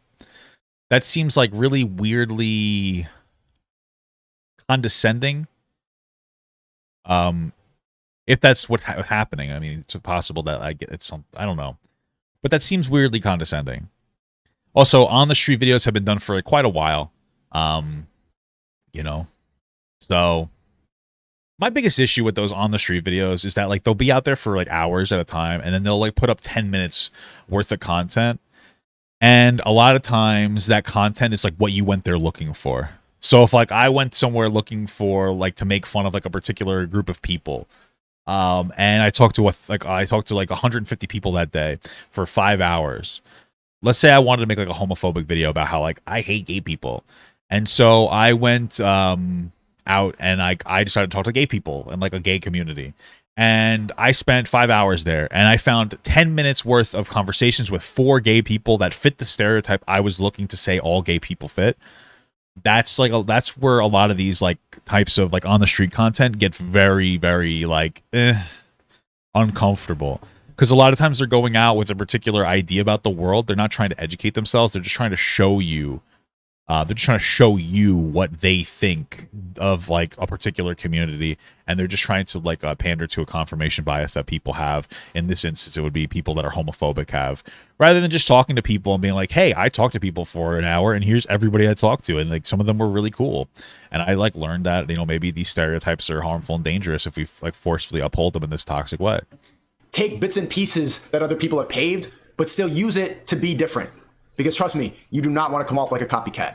Dare to be different. Yeah, dare to be different by clipping my videos and posting them on TikTok with a million other people. That's what true creatives do. And that brings me to what I believe is the true objective of this course. Affiliate marketing. And it's very similar to Hustle's University. He gets people to post videos about him with an affiliate link, and somebody clicks that link and they get a whole $5. While he gets the remaining $45. Not to mention all the exposure. That's it, $5. That's the latest $5. You know, to be honest, I don't really understand why you would participate as an affiliate. You're basically working to make another man rich in exchange for a couple of bucks. And man, that sounds an awful lot like a fucking job. That sure sounds a lot like the Matrix that everybody's trying to escape. But hey, maybe I'm just a negative guy. Maybe I'm just a hater. After all, if you look at the testimonials section of Sneako's Discord, you'll find glowing reviews for this course. People talking about how it changed their lives. It made them better. It cured their diseases. It made them immortal. But what if I told you that Sneako, signing up, the king of free speech himself, was deleting negative reviews? Now, I wasn't there for this, but the YouTuber Souls made a very good video on the Creativity Kit, which I suggest you guys all go watch. Oh, maybe I should have watched that one. In the video, he says that some people were having technical issues with the course. They weren't able to watch any of the videos because the playback wasn't working. So they asked for a refund, and support basically told the guy to get fucked. Basically, every product you buy these days allow a full refund if the product doesn't work for you. I can't watch these videos because my internet is bad despite having 100 megabits per second download. And so I cannot gain any value out of them. I've asked everyone all the way up to Musa for a refund, and the response I got was surprisingly rude and unhelpful. So I was forced to file a claim through my bank. It's depressing that you guys chose to run your business this way. There's my testimonial. Watch it get removed because you guys don't unplug kids from the Matrix. You just plug them into your own Matrix. And you know what happened? Yo, what happened, Bezos? Like, what happened? Post got removed.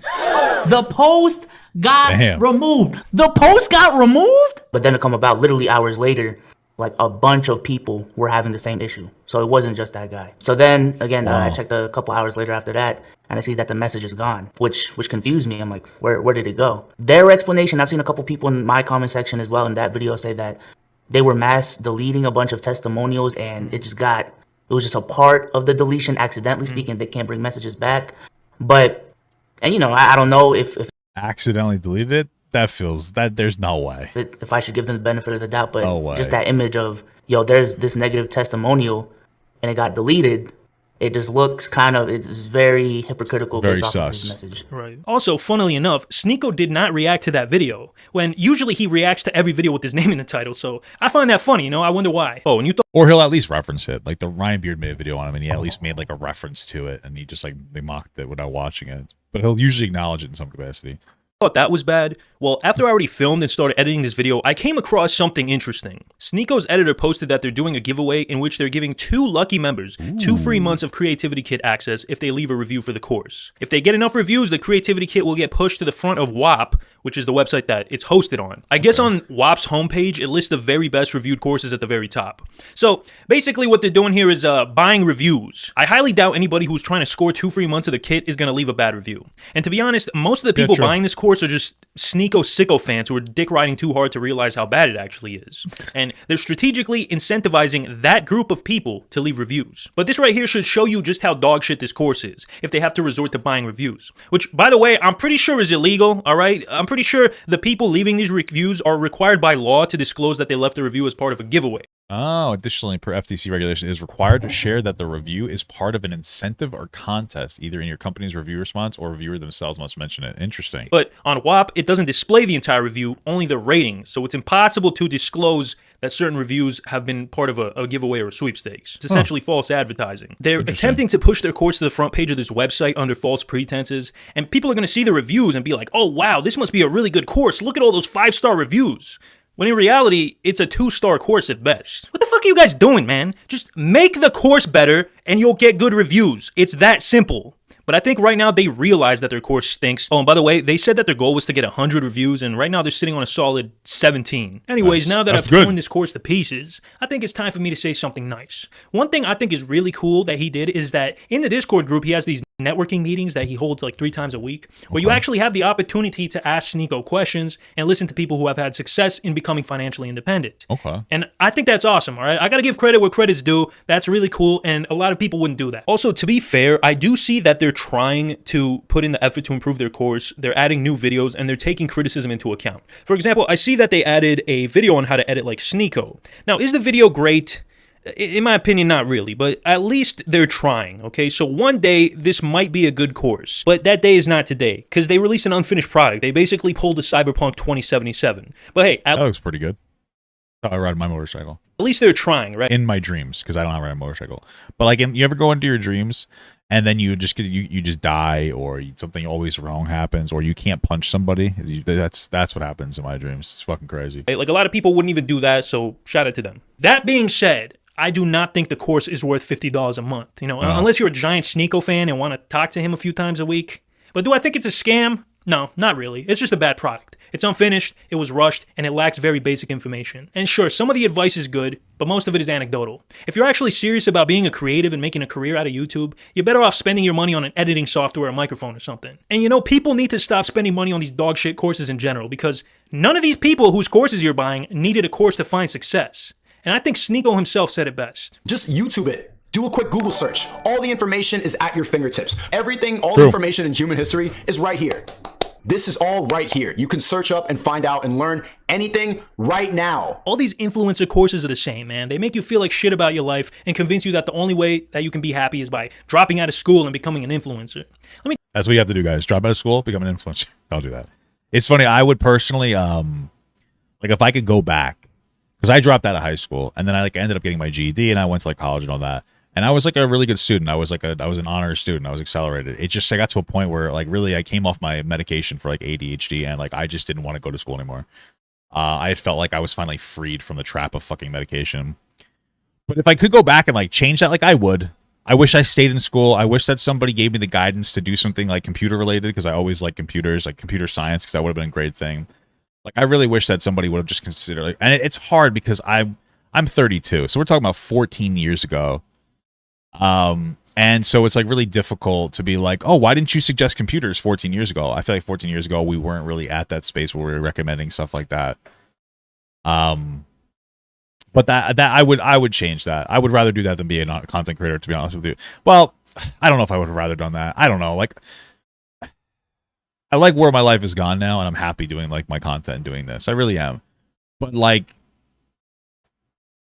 there's something more how do I say, consistent about doing something like that, like a computer science degree or something like that. And probably like, yeah, it would just be more consistent. It would have been pretty cool. But hey, it is what it is. I'm lucky where I'm at now, so I can't complain too much. Let me tell you something. We have enough influencers. You know what we don't have enough of? Doctors, engineers, too many doctors. No, we need more doctors. It's one of the reasons why doctors are so expensive. Firemen, policemen, and basically everything else that society requires to function. Hey, HVAC, trade jobs. That's why everything's so fucked right now, because everybody wants to be famous. Nobody wants to do things that actually matter. And other than that, I don't have much to say. If you guys enjoy the video, please like and subscribe. Check me out on Patreon, and check me out on all of the social media too. God bless. I should probably Patreon. So. All right, not bad. That was a good video. I do have to piss so bad, though. It's crazy. It's crazy stuff. What do we got here? I don't know what else we could watch. We'll see what we got. We got so much stuff. Getting to IT. No, it's a little too late for me, brother. I'm old now, man. I was going back to school for computer science before I got really, like, before I blew up on TikTok. And, like, it's hard for me to get through school. I'm getting older. My memory, like, isn't as good. My retention isn't as good as it used to be. Like, I don't know. I don't know, man. You know? Be right back.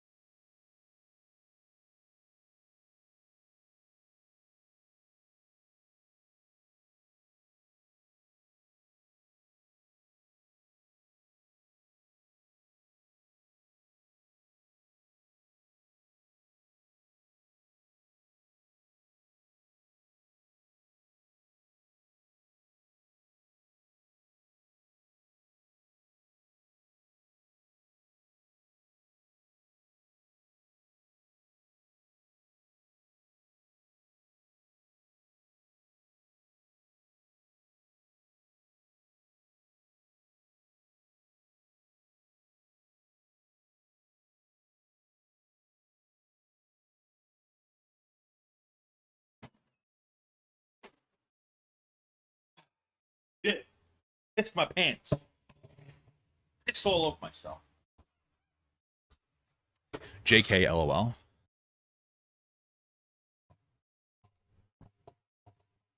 Am I doing viewer call-ins today? I don't know. It's more of an on the fly type of a deal. You know what I mean? More of like a, you know, on the what the fuck's happening? I gotta get new headphones, man. These things have like balled up into like weird shit. This one is like the perfect shape of around my earlobe. It's weird. You wear the pants? Nice. Whew, I gotta take the hat off. Hat off, guys. No cap. I actually pissed, yeah. Yeah, to see a sex stream about Hassan Piker last night. Incredible. That's an incredible thing. I really do appreciate you telling me that. Wow. We got a pro Jared video. We got a Manosphere video. Connecting, we got 2 Manosphere videos. I might watch the pro Jared video, maybe? Somebody asked me to watch. Dude, what did I have there? Oh, that was interesting. Somebody asked me to watch this Bam Margera Bam video. Margera. It's a Patrick CC video, so I feel like that might be... is in trouble. For the past 2... Good. Fuck him. I'm just kidding. Maybe we'll watch this Bam Margera video. Maybe we'll watch this Bam Margera video. Maybe I should do this. Iceberg video? Maybe. It's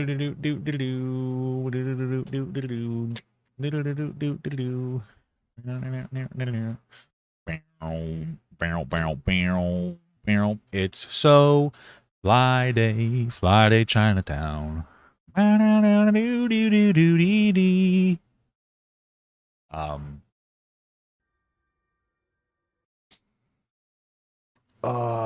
Ben was going through it last, I heard, but I think him and Sivo are now at least civil. Well, that's good. Not that I care too much, but I don't. Oh man, I know that he's like struggled a lot with like drugs and alcohol, and like I think he struggles more than like the other people in the crew.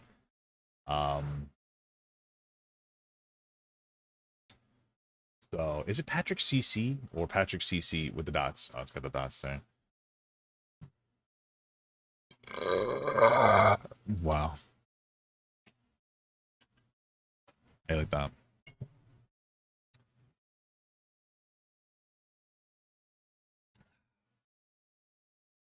You see something? Bam Margera is in trouble. For the past 2 years, Bam has been in and out of rehabilitation centers that he was seemingly forced into going. At first, everyone thought he was admitted for his own...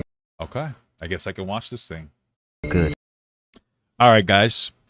We got this beautiful video here by Patrick CC. He's a good content creator. Why am I not following him? Subscribe to whatever. Anyway, Patrick CC. It's about Bam Margera could be in big trouble. Absolutely. Let's get this going. My wife likes Bam Margera a lot. She refers to him as one of her, like, you know, first husbands. Bam Margera, Spike from Buffy. And that one guy, I keep forgetting his name. It's he looks from Superbad. The Seth Rogen. Thank you, beautiful voice. I'll do a singing stream one day. So that annoys me, obviously, that my wife says things like that. But then, God forbid, I tell her that I smile when I talk about Lucy Lawless, Xena the Warrior Princess. All of a sudden, oh, what are you doing? Blah, blah, blah. It's like, dude, it's Xena the Warrior Princess is hot. Look at this. I'm sorry, but like, are you kidding me? This was my first love. Look at this. Are you kidding me? Xena was hot. Ooh, baby. So, you know, there's that. You know. Also, plus, you know, Gabby Hanna's not bad looking either, but anyway, let's get this going. Bam Margera is in trouble. For the past 2 years, Bam has been in and out of rehabilitation centers that he was seemingly forced into going. At first, everyone thought he was admitted for his own good. Not anymore. New information has been unveiled that Bam has been put in a legal guardianship. People who are in guardianships... Oh, like a conservatorship? Like they did to Britney Spears and somebody else that I forget the name of? cannot choose where they live, cannot have access to their phone, and sometimes cannot consent to their own medical treatment. His family and friends have been chasing him all around the country as he escapes from different facilities. They have a sophisticated system to find him and get him back to treatment centers. But Bam's situation is not as simple as a reckless man being protected from himself. Bam is very likely the primary income source for many of the people around him. He recently just got... Hey, listen. Okay, before we get into this, I understand where this video is going to go a little bit, and I absolutely respect the consideration of what it's going to, like, what we're going to talk about, and that is the potential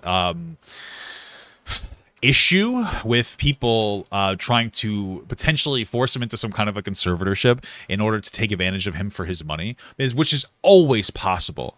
But I think that we need to consider generally that, and especially from what I know about Bam Margera, that is very likely that his parents just love him and they don't want him to be hurt, and they don't necessarily give a singular fuck about the money, and that, like, they have enough money to survive without what's going on here, and it's not going to be this drastic financial decisions.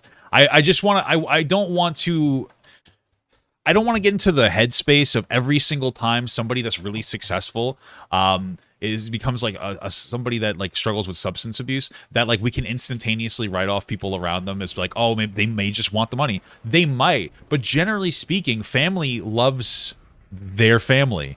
And I think that from what I've seen of, like, Bam's dad, mom and dad, they seem to love him a lot. So if they're the ones that are, like, in charge of the conservatorship, I mean, I'm not entirely sure. I just want to be careful about just diving into, like, oh, they might just be doing it for the money. Maybe. But these people seem like real good people. Like, I don't know. And I could be wrong. But, like, if I had a multi-million-dollar kid, and a lot of times being, like, famous does come with some kind of, it can come with, like, a substance abuse issue, because there are issues that people that are, like, super famous deal with.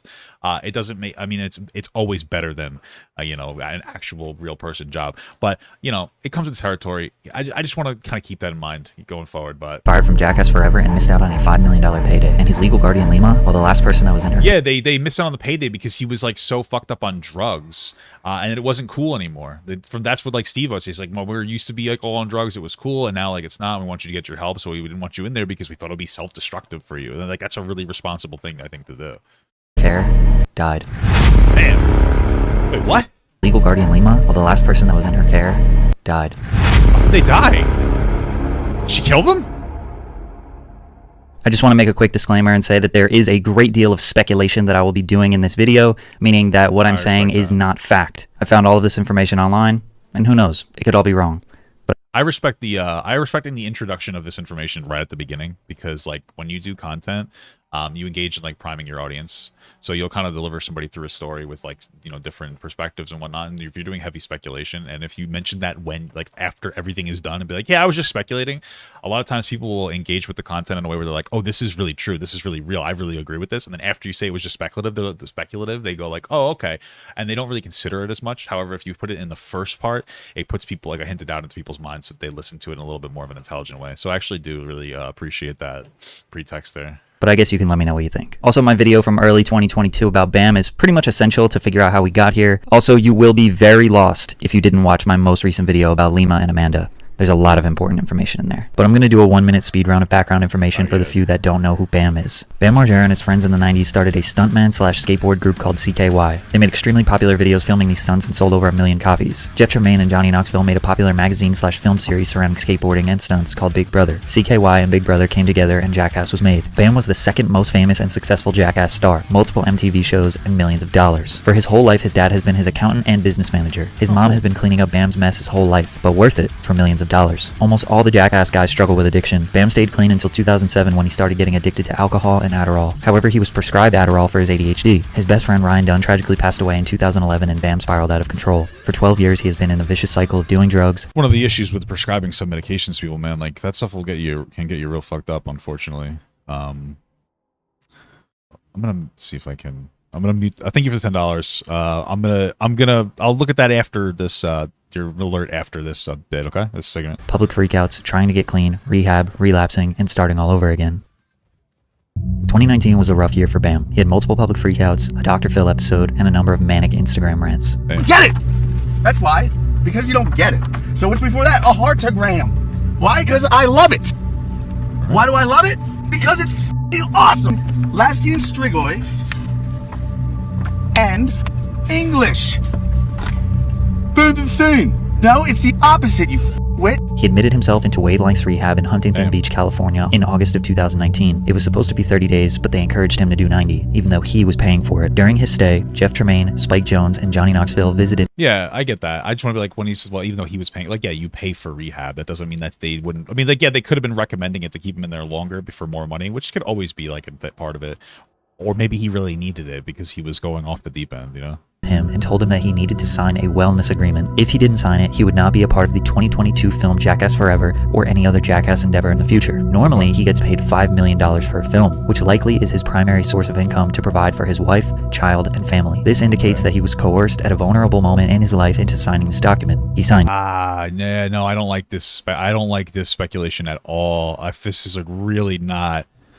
I think that this is really a stretch. So what's being said here is like, well, this is his primary source of income, which is true, but he's already rich, so it's not like he's hurting for the money.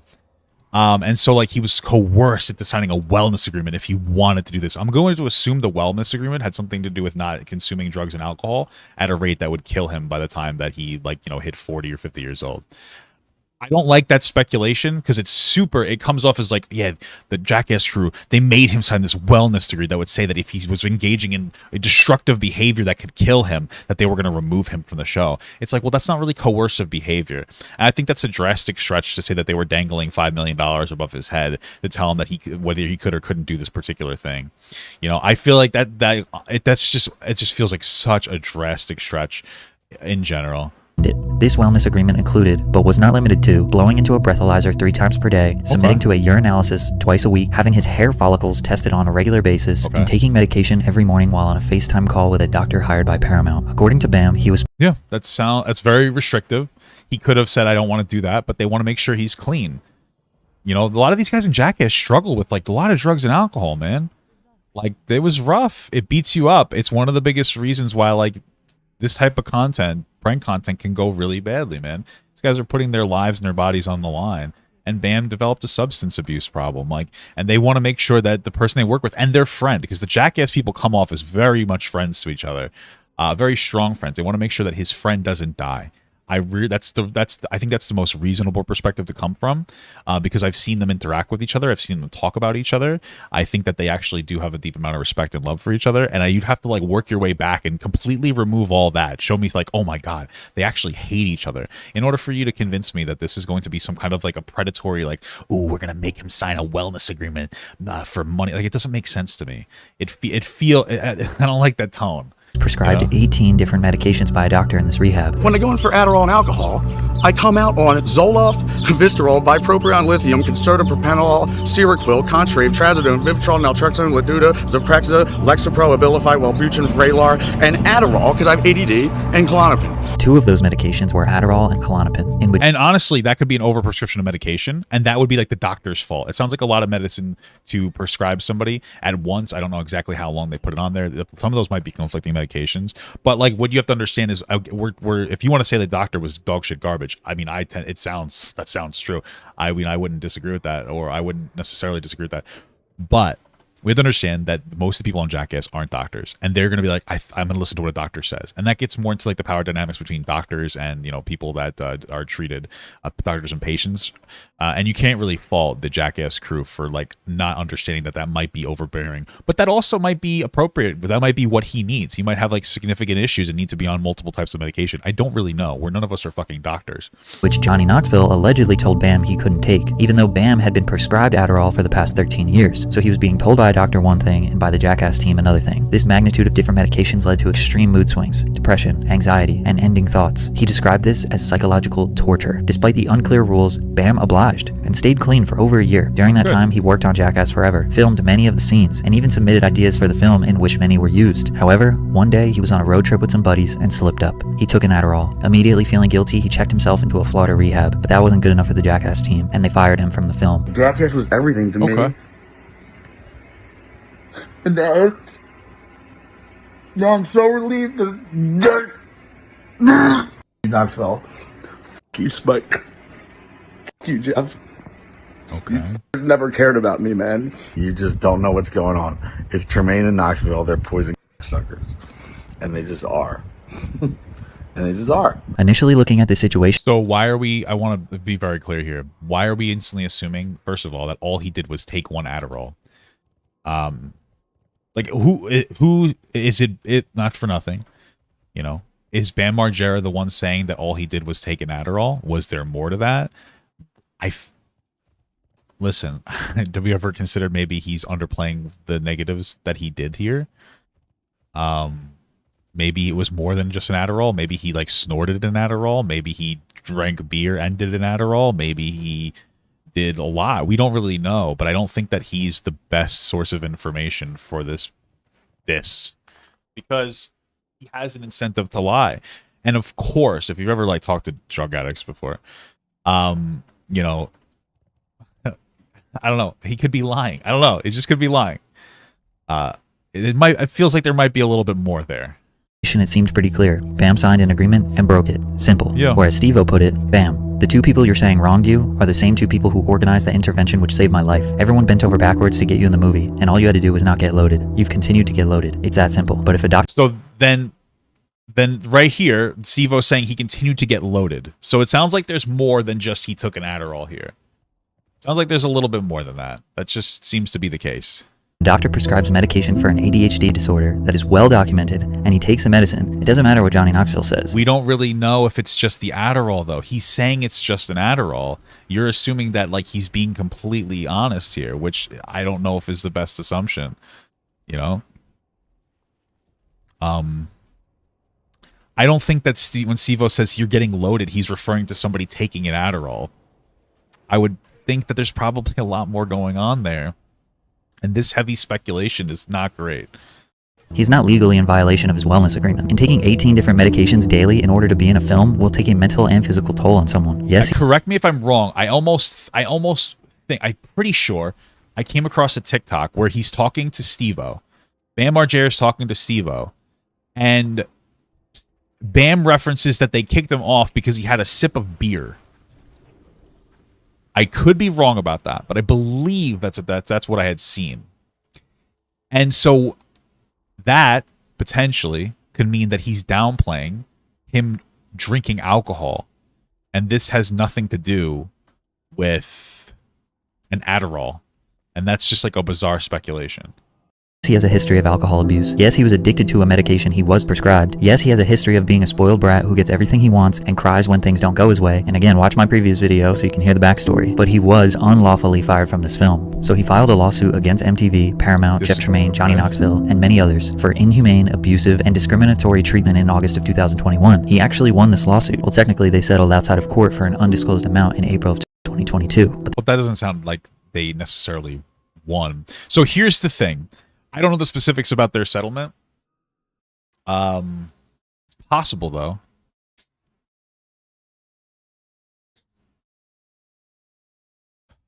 It's possible that what happened...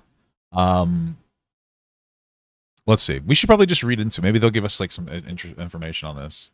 I love all the advertisements you're giving me. Margera filed court documents to dismiss the case and reportedly negotiate... Okay. Bam Margera settled his wrongful termination lawsuit against Johnny Knoxville and the Jackass team.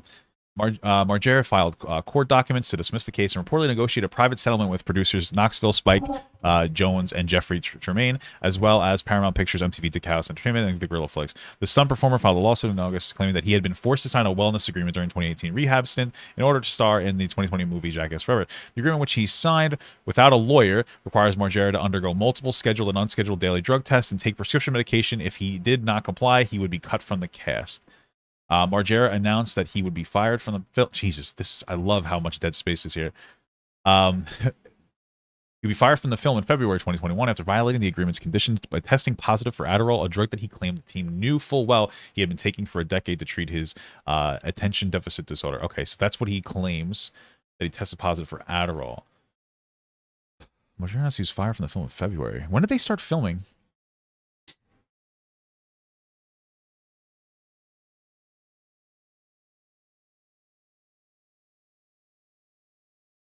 Do you guys know when he started filming?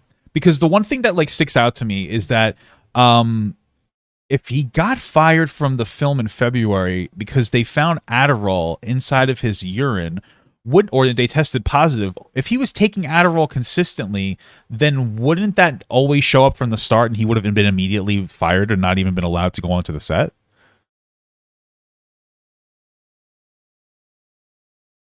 Like, it doesn't really add up to me that if he was taking Adderall the whole time because it was prescribed, then why didn't it show up on the initial like tox screen, whatever you want to call it? How come it took until February? Do we know when they started filming? When did they start filming? It was a Jackass Forever? Jackass Forever. They started in March 2020. So 11 months. So this is what it sounds like. It sounds like they started filming in March 2020. This is when they started the wellness agreement, where he could only take like a particular thing. Like, hey, this is the agreement that we have with you, X, Y, and Z. 11 months later, according to this, as he started filming in 2020, he took a drug test and he had Adderall in his urine, which means for 11 months he wasn't taking Adderall. If that was doctor prescribed from the start, how come it would take 11 months for it to show up in his urine? Right? It doesn't really make sense. If you're saying he might have faked the drug test, then that would kind of violate his wellness agreement, no? But do you understand what I'm saying? Also, he was on the hair follicle tests as well. Like, you can't fake a hair follicle test, or it's very difficult, right? So it seems a little curious to me, but okay. He full well for ADHD. Paramount's inhumane treatment of Jesus Christ, Margera cannot be counter nuanced. I think it says. I don't know what is this word. Hold on, we got to figure this out, guys. Countenanced. Countenanced. Never heard that before. His lawsuit read, Margera was made to endure physical torture in the form of a sham wellness agreement and then ultimately terminated for his protected class status due to his mental condition and his complaints about defendant's discriminatory conduct towards him. After filing the suit, Margera said he was pissed off and angry, hurt, and shattered. My lawsuit isn't just about compensation. It's about treating people with mental health and addiction issues to an honest manner and not taking advantage of their disabilities and rip them off, he said in a press release that time. The TV personality, 42, has battled drug and alcohol use for years. He was arrested in the UI in 2018, resulted in rehab since then. He frequently checked in and out of rehab centers. Okay. Is there more information to this? Like, was he just kicked out for that, or was there a lot more to this and they never really came out with it too much publicly? Because I swear to God that it had something to do with alcohol as well. It sounds like we're taking everything that he says on complete face value. It's possible that they settled the lawsuit because Johnny Knoxville and them, they're friends with Bam, and they didn't want to shit on him and engage in a lawsuit. Yeah.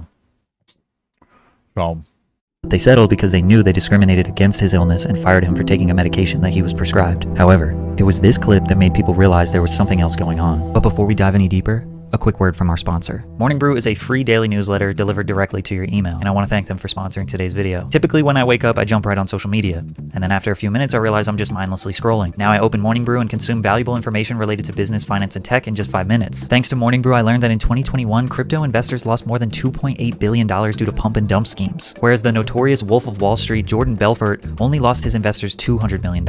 I also learned that Apple is looking to double their advertising team and advertise their new products more despite their long history of never running ads. Why? Because their new products are simply not that unique enough for people to want to buy them, so they're going to jam ads down your throat. Plus, Morning Brew is witty and informative, whereas traditional news is generally boring and dry. Morning Brew is totally free and takes less than 15 seconds to sign up. Click the link in the description and subscribe to Morning Brew today. morningbrewdaily.com/PatrickCC. So yeah, he's in a pro. I kind of just want to hold on a second. Second season of Jackass, and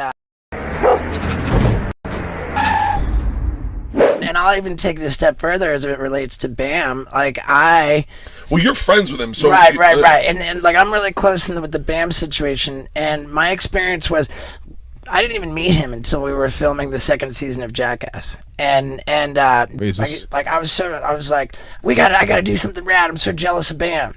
Style. I wanted to see something about them getting fired. Let me continue this video. Program, and the good thing is now is he's under a conservatorship, and it's not a conservatorship, it's a guardianship. Oh, really? And the conservatorship has financial implications. With a conservatorship, they're in charge of all of your money and everything. A guardianship, they kind of leave your money out of it. Yeah. And the guardianship, they're just there's rules you have to abide by. And So Bam is alleged. Okay, so it's not as deep as a conservatorship where that's like a financially driven thing. Okay. In a conservatorship or a guardianship. You may have heard these terms associated with the Free Britney movement, where she was basically controlled by her father for 12 years. He controlled her money, forced her to take medicine, restricted her phone access, and she had no way of escaping. A conservatorship is where a judge appoints an individual or organization to care for another adult who is deemed unfit to care for themselves or manage their own finances. Knowing Bam's history, you could make an argument that it's justified. Maybe he is unsafe to himself and others. Maybe. Well, yeah, you must much more than Britney Spears. I mean, the only thing that happened to Britney Spears is that she was hypersexualized and then like became the center of attention when it came to like a horrible custody battle, and people were this is when paparazzi were harassing the fuck out of her. Meanwhile, you have Bam Margera. It's a little different. Like he has deeply struggled with drugs and alcohol. Maybe he shouldn't have access to the internet. Maybe he is incapable of getting his life on track by himself. However, these legal bindings usually give the conservator or guardian an unfathomable amount of power. They literally control your whole life, phone access, bank accounts, medicine intake, where you can and can't travel. The legal system kind of looks at a conservatee like a toddler and the conservator as the parent. The conservator basically takes all your constitutional rights. On top of that, it's interesting when Bam is the one bringing all of the money in for his wife, his parents, and maybe even his brother and friends and family. So they depend on him financially, and this could be a way where they get a little more control. And just a disclaimer, this is not fact, this is all speculation. I'm just a YouTuber who knows nothing about anything. Don't go threatening anybody, don't go spamming free Bam on social media. But who is Bam's conservator? Who is this person controlling all his decisions, and what are they doing with his power? His mom? His wife? Brother? Nope. Lima Yevremovich. Lima is the owner and founder of Aura, which is a digital mental health services company. They apparently have proprietary cutting-edge technology that will predict and reduce relapse, self-delete, harm to oneself or others. They basically approach mental therapy like physical therapy, trying to use data and vital information about the body and brain to diagnose mental issues, because just asking someone how they feel and giving them medicine seems like an outdated form of treatment. Lima got popularity on the internet by partnering with Soft White Underbelly, which is what I've been trying to... Oh, Soft White Underbelly is interesting. What I'm trying to look at and find is anybody other than Bam explicitly saying why he got fired.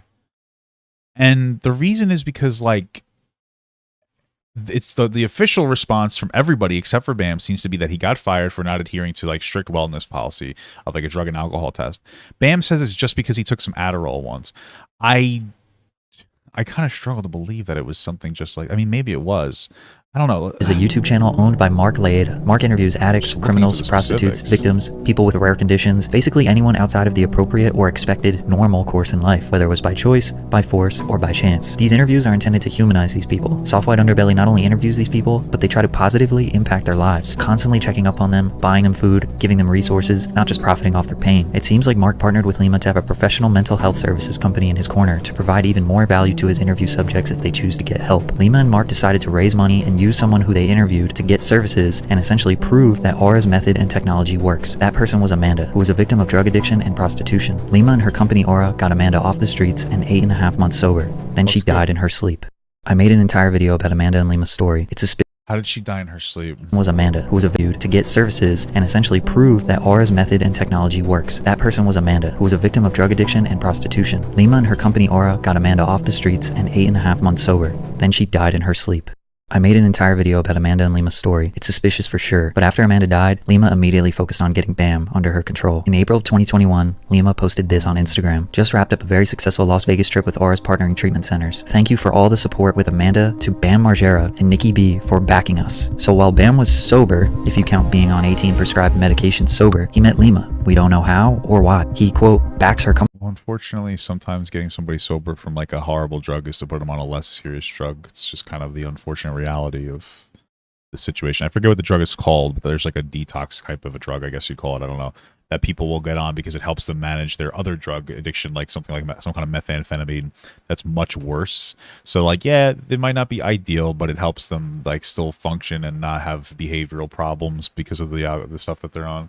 Company, which insinuates that he invested some money, or does he just support them? We're not really sure. The only clue we have is this photo, which was posted on Bam's wife's Instagram in January of 2021. The man right here is Albert Monero Jr. We know this because Nikki posted another photo with him, tagged and with the hashtag family. Are they related? Not sure. Albert Monero Jr.'s LinkedIn states that he's the program director at Aura. It's likely that Albert is the one who introduced Bam to Lima, but I guess we can't be sure. Anyways, I'm reading into this young girl who tragically was on like drugs and on the street and whatnot, and it sounds like they're saying that there is no drug related things and no like foul intent. I can't find the specific. I'm still looking for the specifics of like what had happened, but it might have just been like potentially a weak heart from, you know, abuse or something in that capacity. I'm still looking. Wow, horrible. It's so terrible for this one.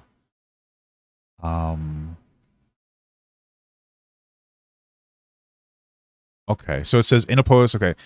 It is believed that in combination with the physical damage caused by her long-term drug abuse, she passed away from the traumatic brain injury she sustained as a result of multiple violent rapes and beatings she endured. I don't know. Listen, I didn't watch his other video about this girl here that he's referring to. That was the one that helped deal with this other girl, this other you know, woman that had like a drug abuse problem, and she had a traumatic brain injury from being violently beaten, raped. But I feel like maybe trying to connect a conspiracy to that is shitty. I might have to watch the video, and but it sounds like something.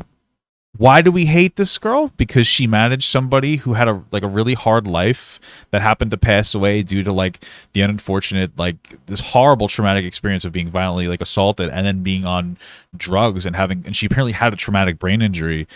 And so it's so horrible and tragic, but why are we trying to say that like she had a contribution to that in some capacity? Okay. I just wanted to look at there's a lot of weird speculation going on here. That makes me a little uncomfortable.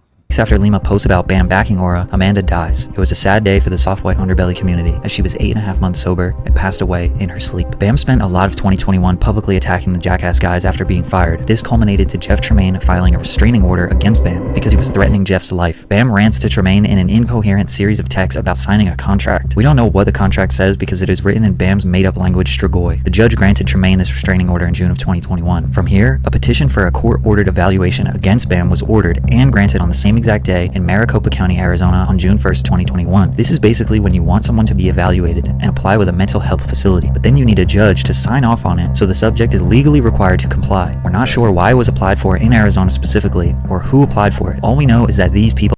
I'd see that's like another conspiratorial thing to say. Like, I don't know why did they do it in Arizona. That it suggests that the subtextual suggestion there is that maybe Arizona is like a lot more lenient. Listen, I know I say this a lot and it annoys people, but like my wife is a behavioral specialist for adults with intellectual disabilities. There are instances when some people are deemed non-consenting, and like it's just unfortunate. But like I don't know what else to say. There are people who are really fucked up and they have really unfortunate life situations. And like based on the fact that he's created his own like cryptic language, and you even described that he had a manic episode, he's a constant abuser of different drugs and medications.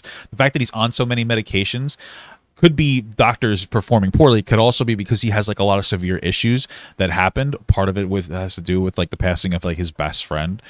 It sounds like this guy's just really struggling in life and he's lashing out because like, bro, it's so sad. People who are drug addicts, man, they mean so well, and they're not bad people, but sometimes they struggle to be people, especially when they're off drugs, especially when people set hard boundaries on them not doing drugs. Addiction is fucked up. It could push people to doing things that like that they wouldn't do if they were off drugs or they'd never gone on them in the first place. And I feel like this is like a really sensitive topic. I feel like it's like a really sensitive topic to kind of like speculate this heavily over, but okay. Are involved in the application, and none of them are his family, but Lima's name is on the document. 3 days later, Judge Christian Bell granted a detention order, and Bam was detained, medicated, and ordered by a court treatment at a mental health facility. Basically, he was forced into treatment. Now, whenever Bam is in treatment, it's a dead giveaway on his Instagram. Someone else makes posts and turns off the comments. It's always old photos, videos, and memories that his audience eats up, very similar to what was happening with Britney Spears. Sometimes they even sell merchandise while he's in rehab. In early August, he was transferred from Arizona to an outpatient program in Florida, so he spends most of his time in a rehab, but he was able to leave the facility at night or maybe on weekends. Why was he transferred? Well, we don't know. The first thing he did when he got out on August 9th was sue Jackass, Paramount, Jeff Tremaine, and everyone else. He was still very angry at them. 1 month later, on September 14th, Lima Yevremovich filed an application to become Bam's legal guardian. On that same day, Bam's wife filed for custody of their child. Some people look at this as a setup. That does not seem like a coincidence. Lima's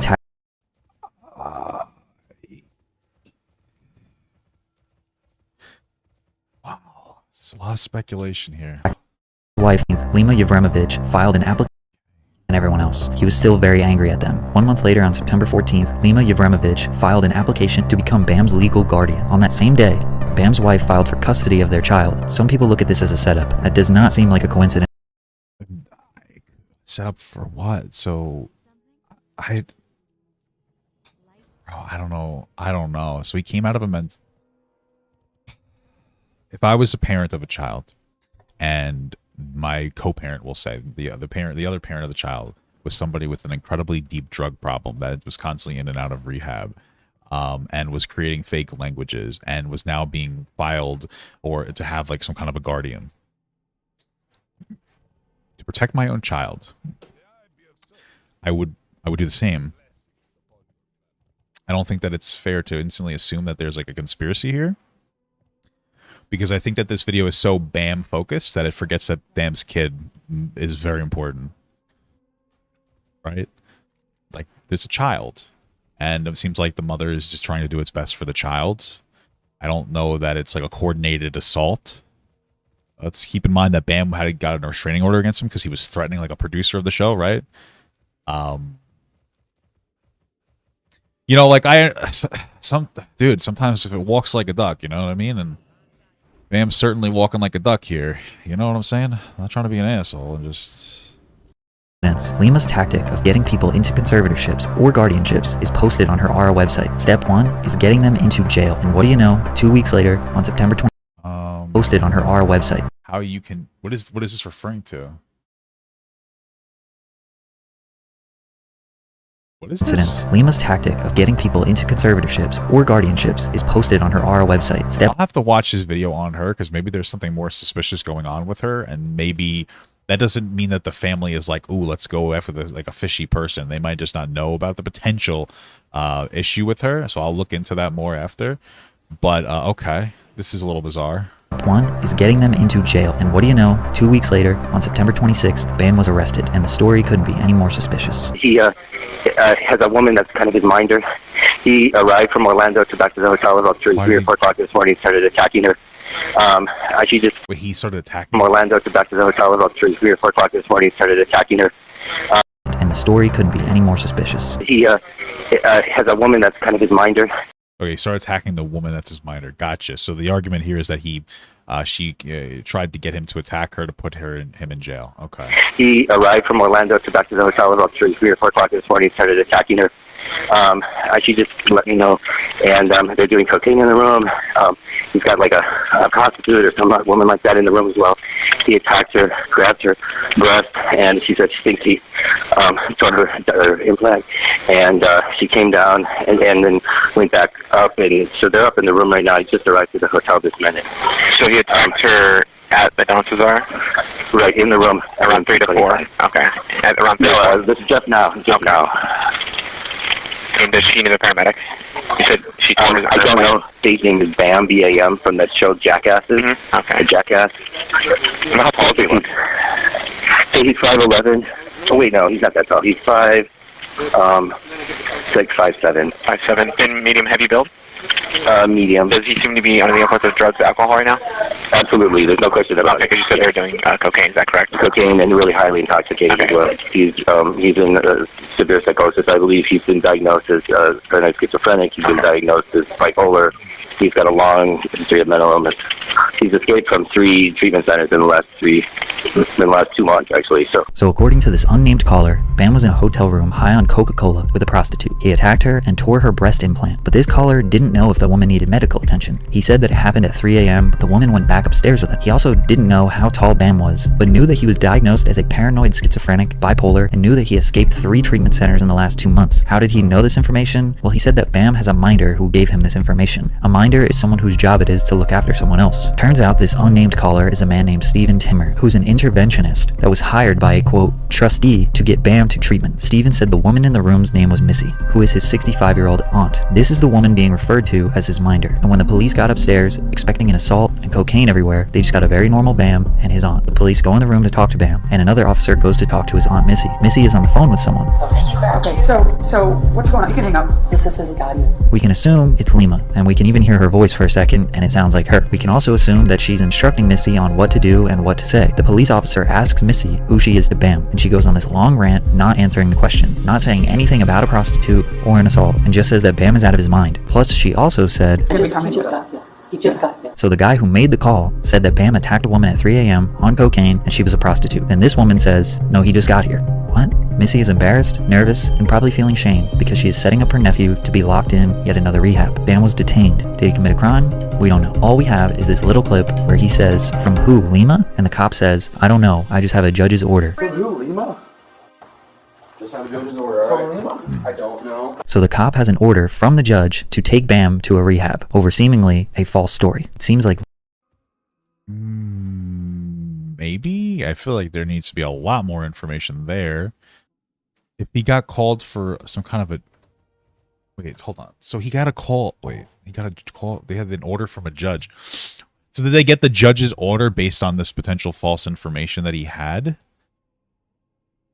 The thing that's like... Okay, excuse me. What the fuck am I trying to say?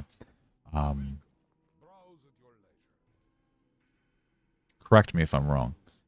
So they had a judge order. Do you get judge orders that quickly?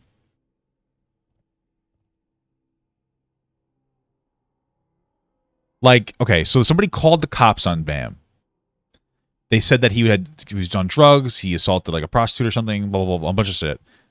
Then they somehow immediately got a judge's order to come arrest him? Like, did they get a judge order? Is that how quickly you can get judge orders?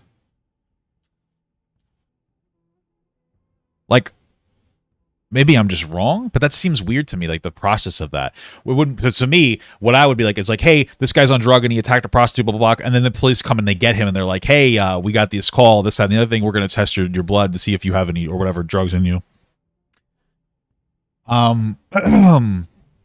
It's just, that's what would normally happen. Hey, there's something bad going on. Cop goes over, tries to see what's going on. And like, hey, we heard that you're on drugs, blah, blah, blah, blah, blah. I have to arrest you, etc. Because you don't need a judge to arrest somebody. It sounds like something was going on before that. If they already had like a judge's order to like bring him in, it just feels like we're getting very incomplete information, and it also feels like we're listening to Bam on a lot of the stuff that's going on over everybody else when Bam has like a very big history of like a drug abuse and whatnot. Okay, because I don't think you don't need a judge for an arrest. It's just something's not adding up to me. It seems incredibly suspicious. Lima, Missy, and Steven made up a lie about Bam doing drugs and assaulting a prostitute to get the police called to the hotel. Once they were called, Lima was able to secure her conservatorship and get Bam under her control. Whether the story was real or not, Lima was now officially Bam's guardian. What do you mean whether the story is real or not? Wait, what the fuck? Wait, that's not good. To get the police called to the hotel. Once they were called, Lima was able to secure her conservatorship and get Bam under her control. Whether the story was real or not, Lima was now officially Bam's guardian. This reminds us of when Amanda but that's very important. Whether the story is true or not. Well, if the story's not true, wait, that's very speculative. It sounds like you're even admitting that maybe the story wasn't true. It's not a great look. This is too speculative for me. This is far too speculative for me, bro. Arrested over allegedly beating her father with a pipe to be taken to jail and then into Lima's care. Bam, a few months later, told the story. He knows he was set up and sabotaged. I was gonna see. He thinks he was set up and sabotaged. But I don't know if the word knows is accurate, but okay. My wife and kid who I haven't seen in a half of a year, to hug the shit out of them. Then a minute goes by and the police are knocking on the door. They handcuff me and take me back to a rehab. But he doesn't realize it was his own family who did it to him. That was in September of 2021. We basically heard nothing about Bam for the next 8 months. It was also during this time that I made my video. We got a few random posts on his social media that someone else is controlling, claiming that he is working on his health. Most of his core fan base thought this was really good for him. It was also during this 8-month period that BJ Investigates started exposing this information and doing her due diligence. She's also the one who got access to almost all of these court documents that we now have been checking. The Free Bam movement started attracting a larger audience. It's also because of this public information that BJ was exposing that she is now facing lawsuits from various people involved in this situation. Then on May 13th, 2022, a photo was posted to Bam's Instagram that said Bam's free. He had accomplished 1 year of sobriety. This is Lima's benchmark for success. He was back on Cameo, back skateboarding, posting on Instagram by himself. Unfortunately, he had a skate accident, but it seemed like the most normal version of Bam. He even did a podcast with Steve-O, but that wasn't released until August. We can speculate on that in a minute. Everything was all good, but on June 12th, a throwback photo, then another, and another.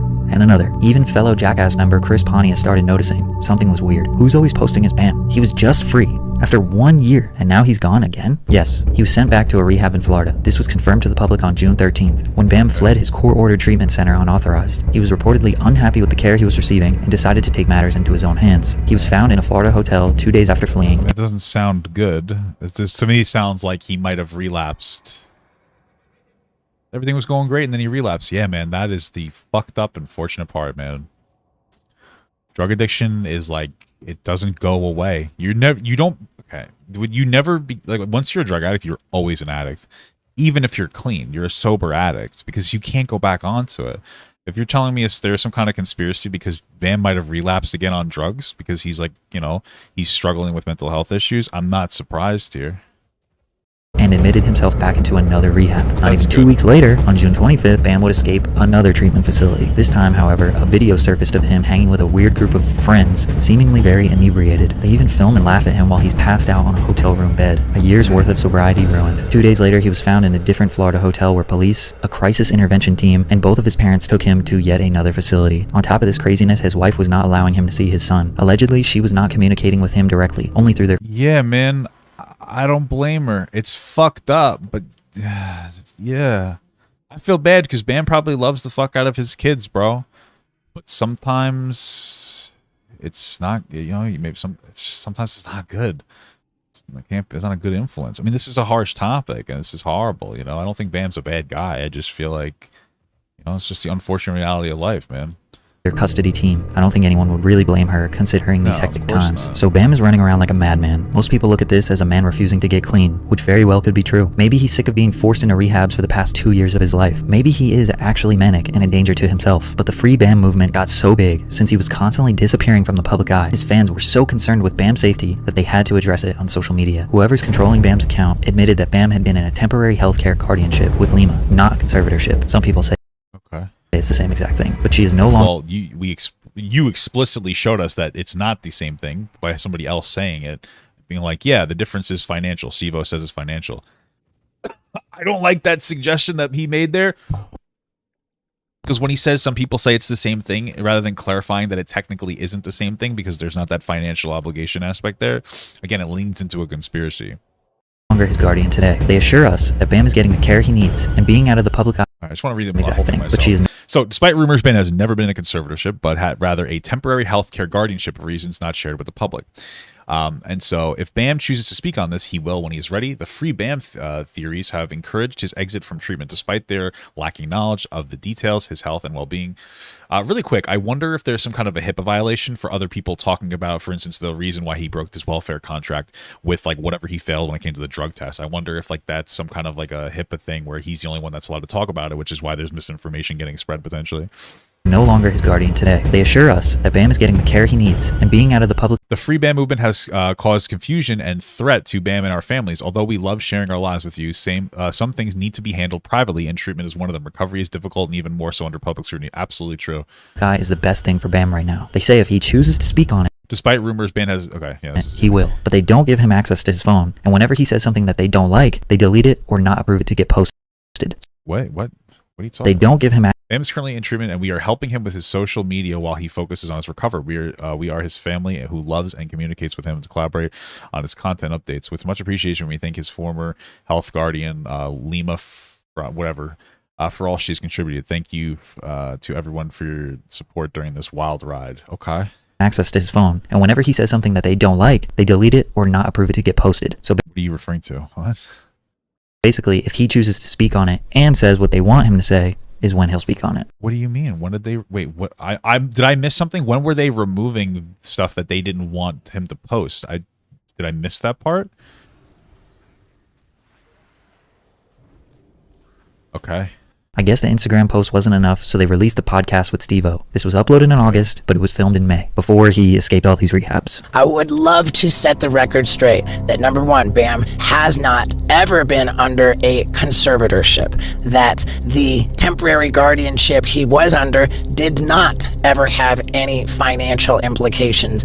And what's come to be known as the Free Bam movement has really been very toxic. It serves to try to assassinate the character of Bam's former guardian, Lima, who has never been paid to work on Bam's case, has never done anything but try to help Bam. What you will notice in this podcast is Steve-O is trying to control the conversation in a very specific way, so he can... Okay. Yes. That's not a negative on... Huh. It's not a negative on Steve-O. He's trying to control the conversation in a... Yeah, because people are fucking crazy. People are crazy. This what he's saying sounds absolutely accurate. I question if people have ever interacted with drug addicts before when they talk about drug addicts. I don't understand. This sounds accurate. Social media is crazy. People come up with conspiracies. If you actually met and sat down and talked with Bam, you'd probably be like, "Wow, this is pretty fucked." Of course, he's trying to like, you know, lead the conversation and control the conversation, because the conversation has been led by crazies online that have conspiracy theories about how Bam isn't a drug addict or in some capacity and isn't like profoundly negatively impacted by drugs. Like, this shit fucks people up real bad. I don't know if people just don't like drug addict is like a quirky word nowadays. Is that what happened? Like, we're just like, oh, drug addict. It's horrible, brother. It's terrible. It's brutal. It'll fuck you up. It'll fuck up your life. It'll fuck up your family. It'll fuck up your friends. It's harsh. This isn't like an internet fun tee like drama topic. This is some real shit, man. Of course he has to be blunt about what's going on. That makes sense. Stop the conspiracy theorists from continuing their narrative. The hashtag free Bam. And people seem to think that you're the Britney Spears of Jackass. The evil villains have taken over your life and stolen all your money. And like, can we safely say that none of that is true? I don't know what's been going on because I haven't been able to look. As a matter of fact, I can't even post on my Instagram. Everything has to go through Johnny Schiller from Heart Supply. So Bam does not have control over his Instagram. Steve-O didn't like the way Bam responded to this question, so he asked it again. Can we safely say that you have not been a prisoner and mistreated and, like, you know, like stolen from, like the whole, like, help us understand your situation? No, I was just getting treatment for my alcohol and bipolar, and I just did more time than I was supposed to just from getting kicked out for dumb reasons. But now I'm out. I get freedom. I get a phone, and nobody was forcing me to be there. Also, something interesting I want to point out. Okay, so what's the problem there? That he was being firm with the drug addicts? Like, hey, I need to ask you this question again without you dodging it. Can you answer? And then Bam's like, yeah, it wasn't really abusive, but it was annoying to me. Okay, like, I don't. Okay. Well, okay.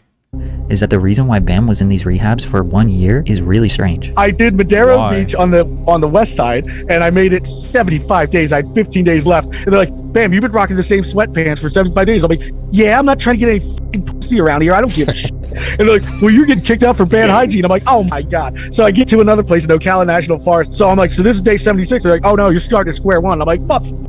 So I make it to day 80 there, and I smoke a cigarette, and I throw it out, and it's smoking in a bush, and they film it. They're like, "You could have lit the whole national forest on fire. You're getting sent to West Palm Beach." I'm like, what? Now I know I'm getting back to square one. That's why I've been doing this for a year. Now, I don't really know much. If you truly expect me to believe that everything he's saying here is true, and that he's getting bounced around to rehab for something as throwing a cigarette into a bush, then you're fucking insane. There has to be a wild conspiracy situation going on to somehow continuously shift him from place to place. Yeah, they got kicked out of this rehab because I didn't change my pants. First of all, not changing your pants for 75 days, it kind of suggests to me that, like, yeah, maybe you're being incredibly non-hygienic, and that could be an issue with drugs, because some people, when they're really fucked up on drugs, they don't really worry about hygiene. Second of all, I doubt he threw this just doesn't, like, I don't believe any of that. You believe that? I'm not trying to be a fucking asshole here, but are you really just like, you're taking the exclusive word of somebody who has an incredible substance issue? You're just taking his word for it.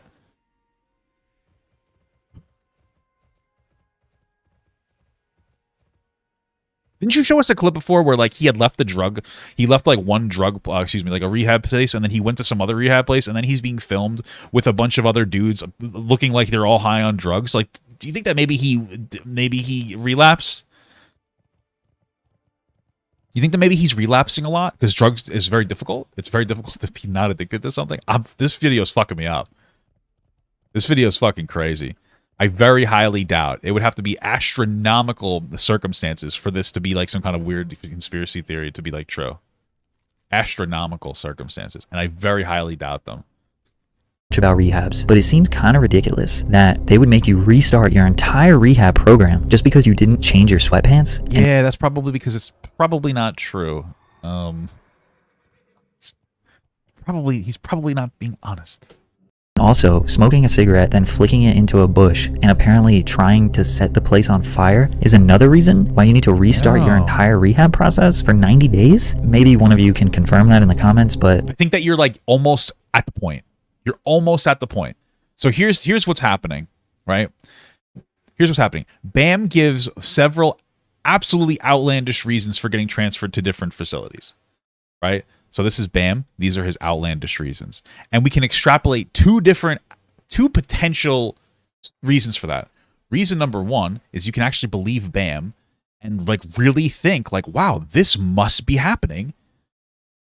Or you can maybe like be a logical thinker and go like, he's lying. Now, maybe he's telling the truth. But I feel like we've really gotten away. This is the problem with conspiracies, is that like you'll grasp onto the 0.1% of possibility that this thing could have happened, rather than go like, yeah, the logical thing is that like maybe Bam struggles with drugs and he's lying constantly about everything. Yeah, man, sometimes drug addicts will lie about shit. Sometimes they'll be honest about situations like where they're like, I'm gonna get clean, and they mean it, and then unfortunately it just manifests in, you know, them relapsing because they mean it in the moment, but they can't handle the urge. And sometimes people that are like, you know, try to downplay the negative actions that they engage in, try to maybe like lean into like a victim complex in some capacity. This is why this shouldn't be publicly speculated on, because none of you are helping Bam at all. Somehow you guys think that you care more about Bam than his family and friends. And that's possible sometimes, but most people, most family and friends actually care about their family. And so like this is incredibly toxic, brother. It's incredibly toxic here. That doesn't seem like a valid reason. It seems like something else happened that Bam doesn't really know about. Maybe it was Lima keeping him in the It could be an insurance hustle. It could also be Bam lying. I understand that insurance hustles can happen. That doesn't mean that it's always an insurance hustle. I understand like you're doubling down, but it's unlikely. It's possible that they're trying to hustle him for insurance, but he's constantly relapsing. So what? Seems more like there's some kind of inappropriate conduct there. What you're saying is possible, but it's also very likely that the guy is just relapsing over and over again. Like, cause it's incredibly possible.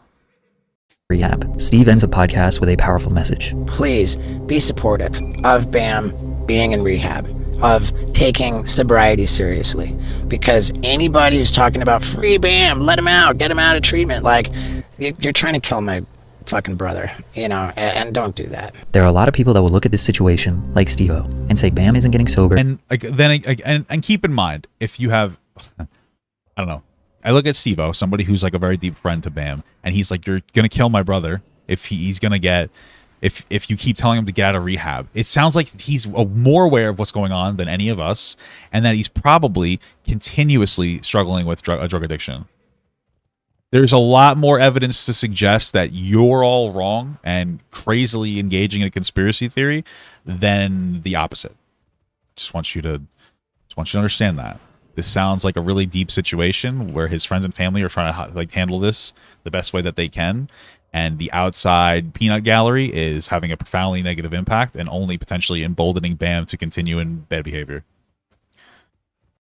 Because of his own actions. Nobody is to blame but Bam, and his family just wants to help, and that is 100% true. Nobody will be able to get sober without their own determination. However, there are so many factors here that just make this suspicious. After Ryan Dunn passed in 2011, Bam was in terrible shape for years. Until 2016, nobody ever forced him in and out of rehabs. No guardianships, just partying with him and enabling his lifestyle when he was in pain. His most successful attempt at getting sober was in 2016 and 2017 when he decided to move to Estonia, then Barcelona on his own volition. He lost a lot of weight, skateboarded every day, and stayed sober for a year. When he got back to the States, he had a kid. A year later, he's throwing parties at Castle Bam, seemingly back in this toxic lifestyle. But to me, he looks way more in control than his wife, who's diving in the crowd full of men with her pants off. So it's all good when everyone else What? What's happening here? What? Wants to party, but not when Bam does, even though he's the one paying for everything. He wrote this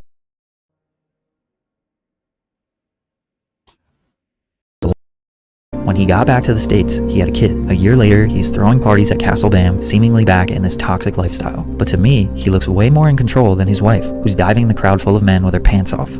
So weird, bizarre shaming of her. I don't know where that came from. I want to make something like a little clear. Let's say we have two people, right? We're going to call them Ryan and Brian. Okay, right? Check this out. Brian is an alcoholic. Ryan's not. He's not an alcoholic. They both like to party, right? And they both drink when they party. Guess which one shouldn't be? Guess which one is doing the wrong thing when they're going to parties and drinking? It's the alcoholic. Bro, your argument that like, it's only bad when band parties? Yeah, bro, because he has a fucking substance abuse problem. Yes, like he can't be around that lifestyle, unfortunately for him, because he has an alcohol problem. He has a drug problem. Yeah, it makes it. Why does that need to be explicitly explained?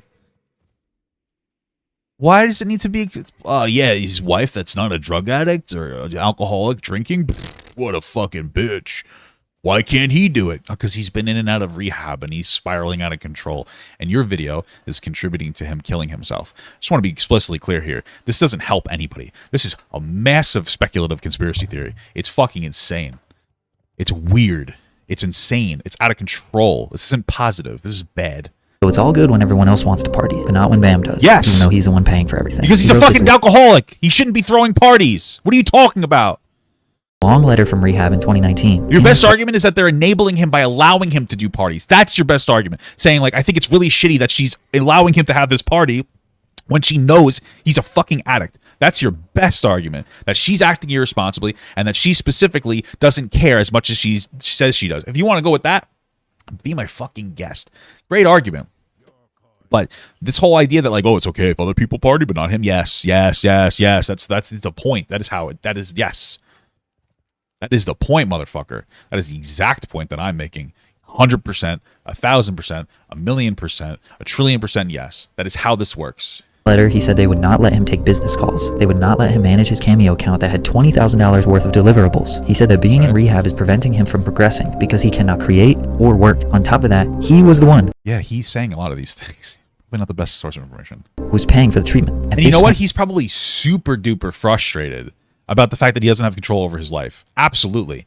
Like, to consider that Bam's not a person that's not going to be frustrated by this level of control over him would be insane. Of course he's going to be stressed out. But you want to know what else is controlling his life?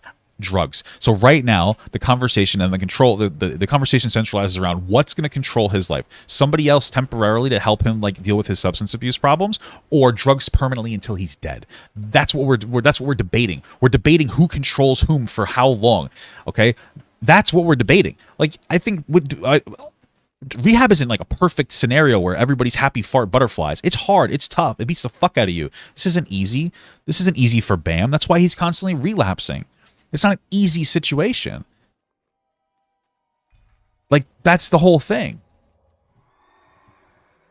In early 2019, he was not being medicated in rehab. It was during the wellness agreement. You're right. Rehab doesn't work sometimes because the problem with rehab can be there's potential multiple problems. If it's a religious centralized rehab, it can be really toxic because once you get outside of like religious centralizing yourself around religion, once you get out of that sphere, you can very easily fall back into it. Absolutely.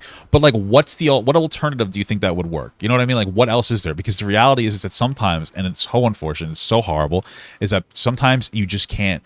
Sometimes you're just not going to be able to rehabilitate a drug addict. It's fucked up and it's horrible. And you can do the best that you can. Most other families at this point would have given up on Bam because there's just not much they could really do. It's hard. It's difficult. And like the fact that they've stuck it out for this long to try to help him is incredible. I want you guys to understand that that's an incredible leap. Most families of drug addicts would have been like, I can't keep doing this. This is literally ruining my life mentally and emotionally and even physically, going year after year trying to get this person off drugs, this person who like is my child, who has children of their own. This is horrible. It's heartbreaking. But I think we live in a fucking fantasy world when it comes to the understanding about how rehabilitation works. Like, yeah, man, life is fucking horrible. They're sticking out with this guy for so long because they clearly love him, and also they're fortunate to have a ton of resources to be able to help him. Yes, I understand Bam is paying for a lot of it because he's rich, right? But like, we need to like ground ourselves here. This isn't really a situation that feels like it's drama content worthy, which is what this video comes off as. And I'm not trying to shit on this guy because I think Patrick CC is a great guy, but this is really a deep conversation. And like, I feel like this is kind of hurting what's happening here. This is like a really deep, fucked up situation, man. He pays their bills. They wouldn't give up on him. See, that's what I'm talking about. Everything's a conspiracy narrative. What's the relationship like with your family? I mean that respectively and wholeheartedly, because I'm telling you something. If I was rich and I was a fucking drug addict, my mother wouldn't try to get me off drugs because, oh, I want him to pay for my stuff. That's not how all family works. You guys have a really cynical perspective. Some families are real pieces of shit. But dude, like, from what I know about Bam and his family and his friends, like, you're telling me that like Steve-O has a financial incentive to want to continue to work with Bam and get him off? Like, what? Like, what's Steve? Like, you know what I'm saying? Like, what's Steve-O's incentive? What's his net worth? It's probably more. It's probably more than Bam. Maybe it's not, but he's still rich. I doubt that he's like, oh, I want more money from Bam. Like, from every other person who is just as, if not more successful than Bam, what's their incentive for wanting him to keep going to rehab? You know what I mean? I'm just saying, bro. It's just like, I feel like very cynical perspectives here about family and like the normal dynamic between families. It sounds like he has family that loves him and is just trying to help him. At Paramount, Jeff Tremaine and Johnny Knoxville. This is I need you guys on. This is one of those like terminally online perspectives. I'm not trying to be a fucking asshole. When we always like assume the worst of people to double down on like a narrative that we want to believe in because we're, whether we want to acknowledge it or not, viewing someone else's life and their like hardship and their potential trauma through a lens of drama. That's how we're viewing it. This is interesting content for like a half-hour video for us to watch, when this is like someone else's entire life. After this video ends, you guys will, all of us are just going to move on. We're going to move on to the next thing in our lives. We're not really going to give this much thought. We're not living this experience every single day. So it's easy to speculate like, yeah, you know, I remember watching this like a YouTuber online and their parents were like real shit to them. And it's like, yeah, because you're looking at this like reality TV, but they're just real people going through it, you know? So we like really, I mean, truly saying like, let's really get the terminally online behavior out of here. Bill made him sign in mid-2019 where he was put on 18 different medications that they forced him to take every single day. I don't think people realize how damaging it is to a person when they're on multiple antidepressants, mood stabilizers, uppers and downers. You're right, but I think that you also have to consider that the reason that he was prescribed so many drugs potentially could be because of bad doctors, also could be because he's so fucked up that he needs that. Have we considered that option? Because I'm not trying to be a dickhead. Who's a doctor here? Who's the doctor? Are you the doctor? What clinical ass things are you like kind of dealing with? I'm not trying to be a dickhead. I'm really not trying to be a fucking asshole. But there's two sides. The fact that like maybe they're over prescribing medications, which does happen, or maybe he's so fucked up, which sounds like that's much more the case after watching this video, that he needs all these medications because he's so unstable, because he has so many like issues. It's very possible. You know? It's very possible. Makes you crazy. But whenever Bam talks about it, the public just thinks, here we go again. And they don't believe anything he says. Plus, the one drug he couldn't take was Adderall. The only drug he was actually prescribed for many years. And once he took one Adderall, he got booted from the film. Then when he got again, that's what he says. We don't even know if that's true. You're listening to everything that he's saying, and when it seems like nobody else really talked about the specifics of like why he got booted out of it. Also sounds like when the way you just said that was also really curious to me. Here we go again. And they don't believe anything he says. Plus, the one drug he couldn't take was Adderall. The only drug he was actually prescribed for many years. And once he took one Adderall... Wait. This is a different representation of the way that he said this before. He made it seem like before that Bam was currently prescribed Adderall. This makes it sound like that Bam had been prescribed Adderall for a long time during his like childhood developmental period. This is not the same thing. This is not the same energy I'm getting from before. Before it sounded like you said, yeah, he's currently prescribed Adderall and he took it and then he got kicked out of the house, even though we established that he was filming for 11 months and had no Adderall in his system until one time he had taken Adderall. Now it sounds like you're saying, yeah, he's been prescribed this for a long time in his life, and then he took it, and then all of a sudden, yeah, it sounds like he developed an addiction. There's something that's really not adding up in this video. Like really, really not adding up in this video. That's like super bad. There's such a mismatching of information coming out of here.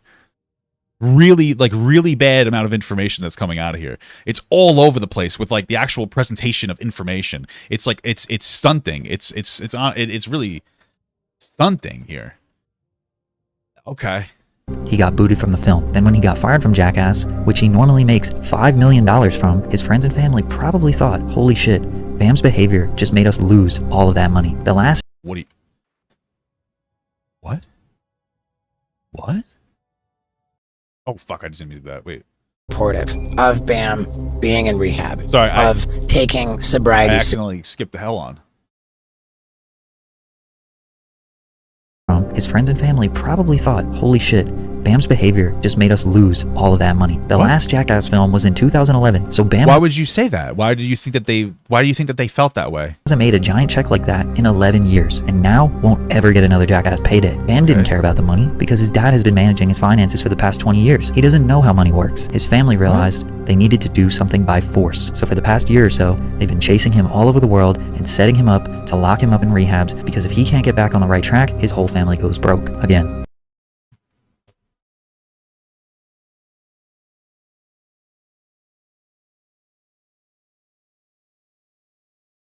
That's the stupidest fucking thing I've ever seen you say in any video. What you just told me was that they have control over his finances, and that their entire incentive for getting their son clean solely hinges on the fact that they want him to be able to get back to making money. Maybe? Or maybe... What? Or maybe they just want his son to fucking not be on drugs. If they have tons of money, why the fuck would they care if they make more? They live a modest lifestyle in some fucking like hick area where it doesn't cost a whole lot of money. What are you talking about? What's happening here, bro? Come on, dude. Bro, let me tell you something. It's the fucking creators who don't think that they're terminally online or that are the most terminally online. That perspective is unhinged. You rewatched this and thought that... I'm not trying to be a fucking asshole because this guy is such a good content creator. But holy fuck, bro. What the fuck are you talking about? What did we just went on a fucking adventure? What do you mean? Yeah, they want him to get clean on drugs because they just want all this money. They don't give a fuck about Bam. What do you mean? What are you talking about? They probably have plenty of money. They don't give a fuck. It's also weird because I remember watching like the Bam Margera show, and the dad would get up in the morning and go to work, and then this guy made it seem like he's always just managed Bam's like finances when the dad actually did work at one point. I'm just saying, and the dad probably was able to like quit that job and help his son, you know, because like who else can you trust but family? But dude, what the fuck's happening, bro? This is bizarre. This video is bizarre. All speculation, no facts, just a dumb YouTuber here. But Yes, what we can all agree on is Bam 100% needs to tighten up and get his act together because other people have more control. You don't agree with that. What are you talking about? You made it seem like Bam is like he's being predatorized by everybody around him that loves him somehow. You made this fucking seem like. Okay, weird. Over his life than he does, and it could get scary. If this is the standard for that video, I wonder what the standard for that video on that other girl was that he was referring to, because that was horrible. That was really bad. That was probably the most disappointing video I've ever seen from Patrick CC.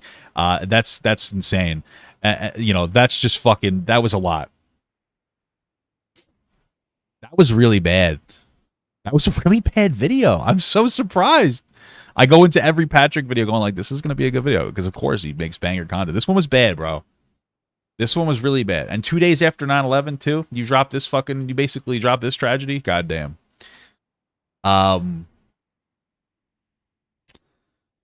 Yeah, okay. Well, you know, everybody misses sometimes. Everybody, I guess. Okay. Wow. Okay, cool. Let me get that image off the screen for now. Oh, I want to get this back on there. Let me play some of these alerts. Voltigar super chatted $10. Hey! Yo, I got into an argument with my girlfriend. Okay. Both of us are white. Because I said I would probably not date a black girl because I'm not attracted to black girls in general. Am I racist? I don't know. I mean, are you still in the chat for me to ask you some questions? about this topic that you've proposed to me? Listen, okay, you could be, or maybe you're not. I have no information. Listen, having a preference, there's nothing wrong with like having a preference, right? Like, hey, me, I like black girls. I don't like black girls. I like white girls. Like that. There's really nothing wrong with that. And your preferences have probably a biological aspect in them, but also environmental. If you grow up in a very white area, it's likely that you'll be more attracted to white people. Grow up in a very black area, you might be more attracted to black people. Then there's also the conversation about like Western beauty standards that are very pervasive and like kind of like, get into the way for a lot of people and can potentially steer you in another direction. There's a lot here. If you don't like black girls because you think that they're disgusting and like you're like, ew, they're disgusting, and like you just lean into stereotypes, then you're racist. But if it's just a preference, like, no, you're not racist. Do what most other virtue signaling white leftists do and just say like, no, black women are beautiful while they never date one. You know what I mean? Like, just do that one. Just do that one. Just pretend. That's all you have to do. But yeah, it doesn't make you racist because you're not attracted to a particular person, or like, it's unless the reason for it is like racist. That's pretty much all it is. That's pretty much, It's more about like, I think it's more about like a level of respect. If you're like, yeah, when black women are disgusting, then you're fucking racist. If you're like, yeah, I'm just not attracted to black women, it's like, okay, that's fair. That's perfectly reasonable, perfectly normal, perfectly natural to have preferences. Nothing wrong with that at all.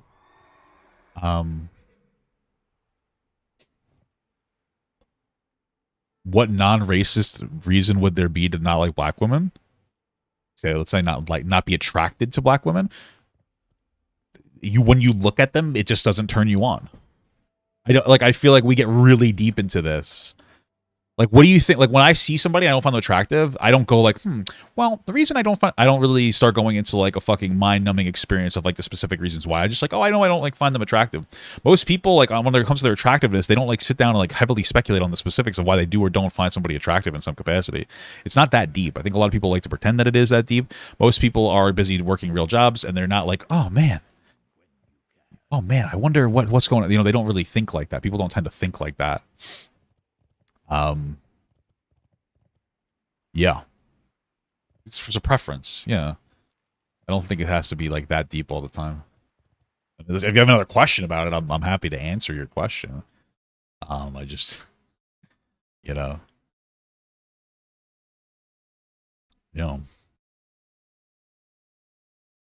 No, you didn't stir anything. It's okay, brother. You didn't do anything wrong. What if I'm racist and you're attracted to black women? You're just a fucking idiot, dude. Shut up. You're so stupid. Yeah.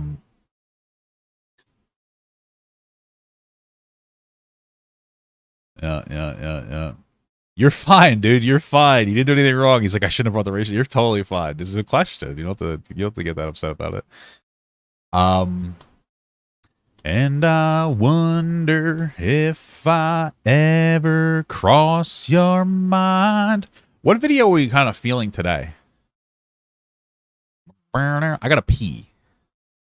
A lot of shit here. It's Marilyn Monroe bullshit. I think I might be in the mood for, I don't know.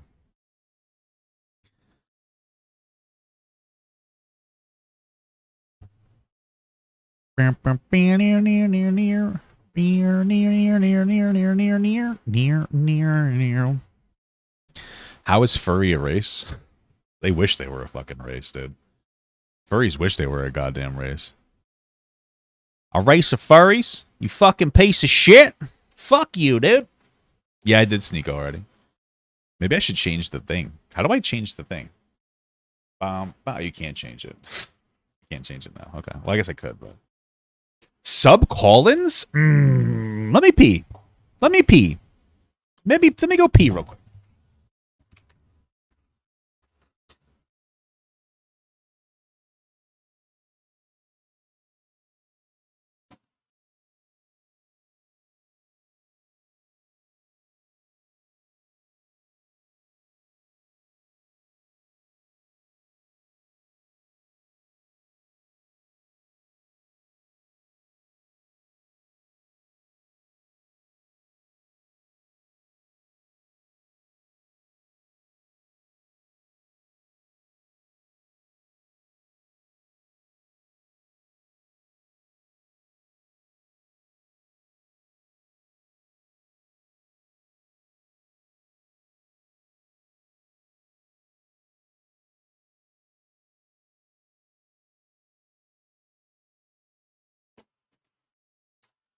It's 1:15. I'm all alone and I need you now. Oh, Lady Antebellum's been in my head so long, dude. Lady Antebellum, she's a real queen. Am I right? You keep saying the word iceberg. Primal iceberg. What the fuck? Oh, because I have a primal iceberg in there. Oh, yeah. I forgot about that. Relax. Hey, stop spamming the chat. I'm going to have to put it on slow mode, or I'm going to have to time you out or something. Relax a little bit, okay, guys? I should be able to trust you. I should be able to trust you to not spam the fuck out of the chat. No,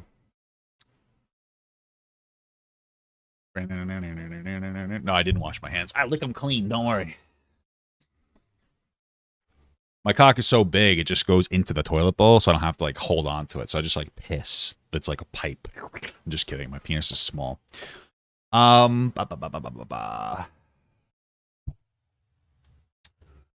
see. Primal. That would be an interesting one. But you know what? You have the Northern Boy stuck in your head? Oh. My brother in Christ. I was fucking listening to them earlier. I would play it on stream if I didn't think it would get DMCA'd. I swear to God. I love the Northern Boys, brother. They're fucking a bunch of old men. They're crazy as hell. They're good. They're good. They're good guys. They're good. Yeah. I wish I could buy an album. I don't know where I could find it, though. That's fucking nutty. Nut bars. Banana nut bars.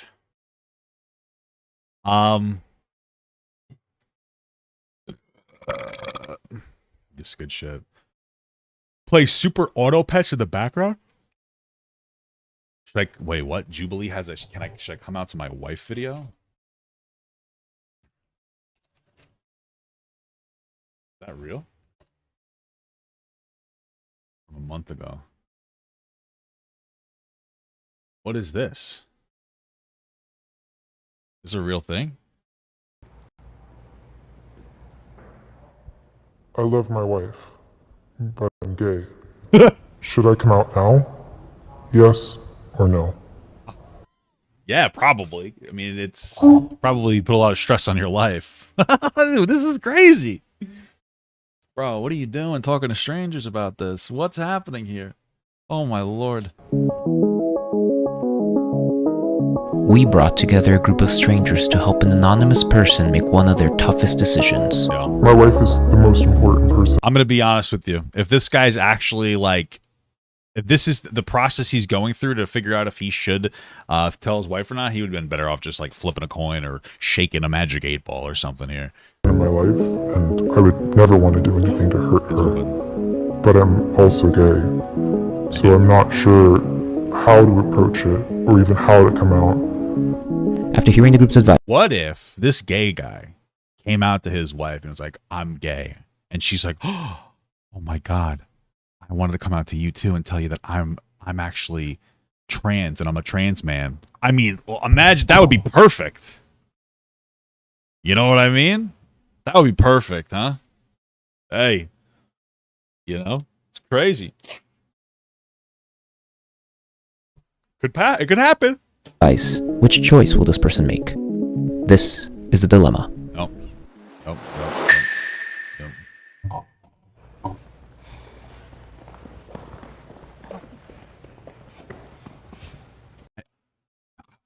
Are they going to be able to actually convince him to say no? Like, what if she goes, I know? It's impossible. Imagine me fucking crazy. How long into the relationship did you realize you were gay? I knew before I got married. Damn, asshole. How did you meet your partner? We grew up in the same community together. We started off as friends, then best friends, and it grew from there. Well, she should have known at that point. Any guy with a best friend that's a girl is gay. Let's be honest here, okay? Is your partner supportive of everything you do? In our viewpoints on religion, yes. In terms of supporting the LGBT community, no. Oh, there you go. There's the problem. I feel bad for this guy. God damn. Strapped in a religious community. So religion is a big cornerstone of your guys' relationship? We both grew up in the same religious community, so We both grew up with the same values. Bro, my question, unironic question is like, do you feel like if you come out, you're going to get hurt? I mean that like a real question, because honestly, just being like in an entire community that's like very religious and possibly very homophobic, which is what he suggested with like not having the same views on LGBTQ people, it's a potential danger in coming out. You know what I mean? It's like, that could be rough. The same social guidelines, so yes. Do you think your wife knows you're gay? No, she doesn't. Damn. What was the main reason as to why you went to the yes side? I have a few family members in the LGBTQ plus community. I know all their experiences coming out have been positive, Nice. at least in the long run. I really thought to myself about him coming here, wanting to, share his truth and, speak to us about it. I knew that it's about time. It's starting to boil over, and he needs to come out. What was your reasoning for marrying a woman even though you knew you were gay? Because he's in a religious community. It's expected. I thought that if I got married, that it would change me and that I could become straight. What are your intentions in life, and how do you want to feel about your life? I want to be truthful, but I also don't want to hurt the people surrounding me. I'm a very honest person. I don't lie. So the fact that I'm pretty big lie, but basically living a lie right now, it gives me a lot of anxiety and depression. But I know if I came out suddenly, it would devastate her. I'm sorry, I'm not trying to laugh because I feel so bad for this guy. But how do you come out like non-suddenly? Like, how do you come out slowly?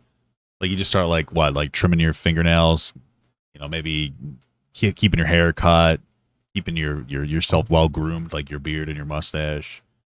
Maybe you just start kind of walking with a little wag, like a little sachet into the step. Like, how do you like slowly come out as gay? You start complimenting your hair more. You start doing this a little more. Like, how do you do that? Like, you know what I mean? I'm bisexual, and I would have never said anything if I ended up falling in love with a man and everything worked out. And, I fell in love with a woman, and I didn't want to hide anymore. Being your authentic self is my principle. That's weird. If I ended up falling in love with a man and everything worked out, and, Wait, I'm a little confused. Hold on. Let me just read this. It would devastate her. The thing is, I'm bisexual, and I would have never said anything if I ended up falling in love with a man and everything worked out. And, I fell in love with a woman, and I didn't want to hide anymore.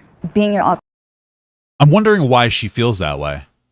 So she's saying that, like, if she fell in love with a man, she wouldn't have said anything. But if she fell in love with a woman, she is saying something. What's the motivation for that? I'm genuinely, like, curious. Like, what is the motivation for that there? I'm just wondering, like, is it because, like, the guy would be, like, try to be sexual about it and be like, oh, you like girls? Let's fuck a girl. Or what is it? Because it gets into a conversation about, like, bisexual erasure. And, like, if you're a bisexual person and you're dating one person and you love them, like, it kind of erases your bisexuality in some capacity. I'm just wondering, like, what it is specifically that makes her want to tell a girl versus, like, but not tell a guy that she's dating. authentic self is my principle. So is there an expected fallout that extends beyond just the relationship of you and your wife? Like, is it more than just your guys' relationship that's at stake? My job is tied to the church, so I could potentially lose my job. I would most likely lose my family, my friends, my wife. I would lose everything, basically. I would have nothing and no support. Are we the only people who... God damn. Well, maybe you shouldn't say anything. Jesus Christ. know about this? I've never told anyone. Just based on this information now, you guys can switch. Bro, so like this is a fucked up thing, right? Because this guy went to some event. I don't know how far away from his home he is, but he like went to an event. Where you going, honey? Oh, I'm just going out somewhere. All of a sudden he's like gone. He comes back. So where were you? Just doing a thing. Comes back like $10,000, whatever they paid him, or $1,000. Where'd you get this money from? I don't know. All of a sudden this video comes up. Oh wait, who the fuck is that? Same stature. You know, he's still same stature. You know, if I was wearing a fucking suit, you'd be like, that's a fucking fat guy. You know, you kind of know a little bit. You know what I mean? Like, did they find out? You know? To the other side if you want. Yeah, I could see why you would. If it's gonna ruin his entire family life and shit, man, I don't know if I'd be saying yes to that. He was explaining what's at stake if he comes out immediately. Because of that, the more I thought about that, the more I was like, you know what? He's going to be losing literally everything because of this. So I feel like he needs to have some sort of plan in motion first. The reason I said no, I'm bisexual. Same as you. It took me a cool minute to kind of come to terms with that. Yeah, so it's like, cool I look minute. more at like, am I safe? If you do, you could lose a lot of things that you've built up on this foundation. Have you at all considered reaching out to therapy or some sort of counseling to help you through this process? In the community I live in, it's a little bit hard to find counseling. So it's always going to be like pastoral counseling, like religious counseling in some capacity. He's never going to be able to find counseling. I live in a more rural area, so the majority of counselors are based through the church. True. Can you tell me a little bit more about your relationship with God? And has there been moments where you've personally experienced him guide you? Yeah. Are gay religious people attracted to Jesus? Like gay guy religious people? Like if you sit in the church and like you look at that big, sexy hunk of meat laying on a cross with his arms spread out, you go like, damn, it's kind of hot. Because I know some people, I've gotten a few compliments from some gay guys about my armpits. There's something sexy about this pose, you know, like gay guys love bears. And Jesus is kind of doing that, right? Because he has his arms out. He's doing like a T pose. Just kind of wonder. I would say, faith has been a deciding factor in all things that I do in my life, and that I don't follow God blindly. I've felt him work in my life before. So for me, it's a real relationship that I have. Yeah, most critical it's Jesus, the most sure, important relationship I have. God goes before everything else. Faith is. What if one of them got up there and they were just like, is your name like Benjamin Johnson? And he's like, what? Did you know what I mean? Like, what if that was the question that they asked him and they just completely doxed him and like fucked him right off the bat? Just a huge factor for my truth. To me, that's what I resonated the most. So I wanted to be that representation of like, hey, if you just go in with blind faith, it could still work out. If you know what's the worst here, by the way? Okay. Look at this. Okay, I'm going to tell you what's so bad here. I fucking hate this. Her name is probably Mary Ann with a hyphen, but these assholes probably just said Mary Ann without the hyphen. Come on, bro. You got to do her a little better than that. Show who you really are to somebody, to anybody, they're going to show you who they are. Like 100% of the time. Yeah, that's the problem. And if you're surrounding yourself with people who are kind of not in support of the person that you really are, then that's not a healthy situation to be in. And I think he should 100% come out like today. I'm bisexual. It took me a cool minute. One of my, I'm not gonna name names, I'll say a family member, told my parents. Yeah. It gave me a lot of anxiety. It was like, am I gonna get kicked out? I'm gonna stay here. Are they upset with me? It was very much like, okay, whatever, I don't wanna talk to you right now. And it's like, I know coming out, like everyone's like, do it, it's great. You'll feel better. But for me, coming out, it made me feel worse. Because I'm like, I live my truth, but it didn't make me feel the way I wanted to feel. I believe that everybody should live their truth. I sneezed. You're not emotional. Wait, she's talking about coming out as bisexual? I mean, listen. That's probably, I'm sure that could be a struggle. I just feel like a gay guy, a man coming out as gay is probably worse than a woman coming out as bisexual, especially in a religious area. And I know you'd be like, oh my God, that's some kind of a shh. Unfortunately, in our society, we sexualize lesbian women. So a bisexual woman would be perceived to society as like, that's kind of hot. Now, that's obviously inappropriate and sexual, but it's a much better response than like, oh my God, you should die. As a gay guy, gay men tend to get the kind of nay-nayed. Somebody hits it with a whip and then nay-nay, fuck you, so. Totally responsible for anybody.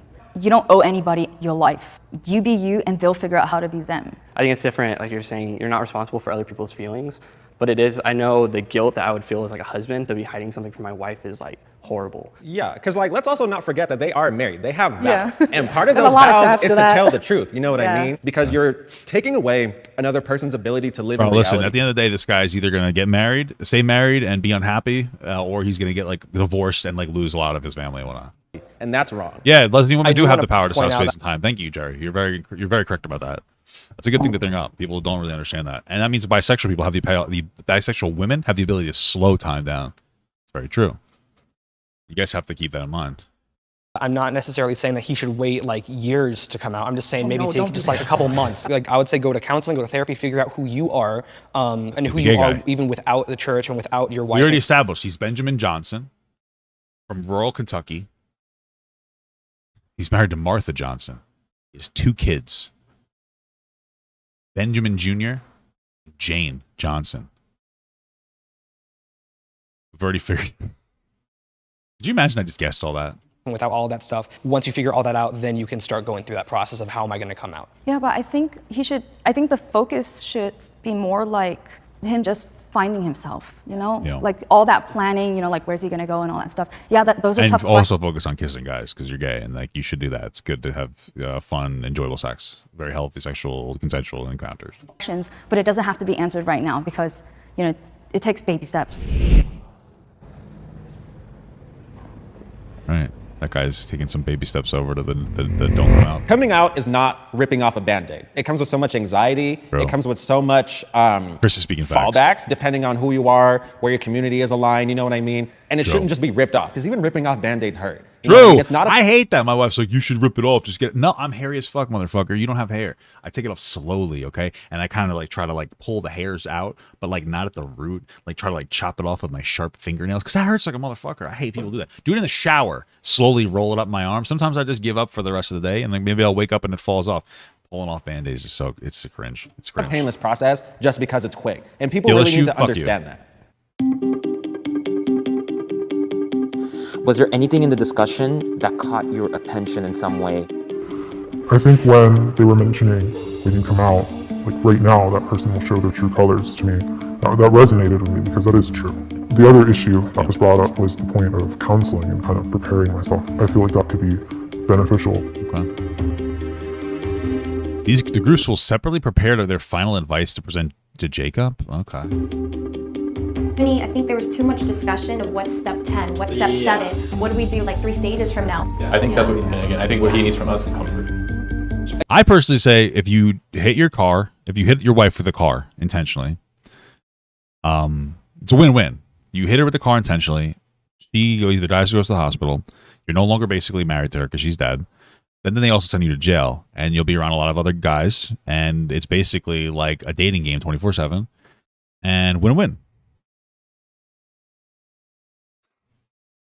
That's my best advice for you, to navigate the situation of being gay. You know, that's my best advice. Like ultimately, at the end of the day, people are going to be people, and you can't predict how someone's going to react. Right. Also, I've met people who've been in a dangerous situation because they came out. So the biggest concern My is his community. safety.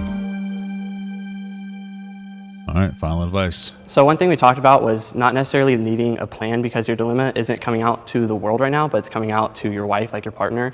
And just as a married man of faith, you said your wife grew up in the church with you and you grew up in the church, and so your wife possesses those fruits of the Spirit that are like patience and kindness. And I think those attributes, like you said, it sounds like are in her. And so she would be loving and kind and patient with you. That's One of the things hopeful. You know, let's hope that they're loving and kind. Some religious people don't adhere to that advice. I want to just encourage you on is that you've been in a vulnerable position before where you had to put your whole trust in God and He came through. So I just encourage you to sometimes be okay with taking just the first step forward, and everything else you could figure out along the way. So I first want to be clear that yes, you should come out, but you should definitely wait and give it a little bit more time. Because we're worried about your safety, number one. Sure. The other thing too is that you need resources and you need time to get those resources. Like I said, like these divorce processes and everything, they don't take a week. And then it's all about your community, right? Personally, me and my family is super religious, so I very much understand where you're coming from about investing so much time in your community and the sense of loss that comes with it. But you have to understand that you'll be fine, your relationship with God will be fine, but this is a very tough decision that is more than that. You know what's kind of crazy to me, and like I could be wrong about this, but it kind of seems like there's more gay people, LGBTQ people over here than over here. She's LGBTQ, but and it just kind of seems like they're very focused on like, yeah, I had a really negative experience coming out, and like from their experiences of coming out, like they were like, it's kind of negative, and like make sure you operate in like the best capacity because it's gonna suck. That's some real horrible, unfortunate shit, bro. Like honestly, all fucking jokes aside, all stupid bullshit aside, it's really terrible that even today, like we're living in 2022, that like gay people and like bi people and all that, they're still feeling pressure when they come out. They're still getting shit on when they come out.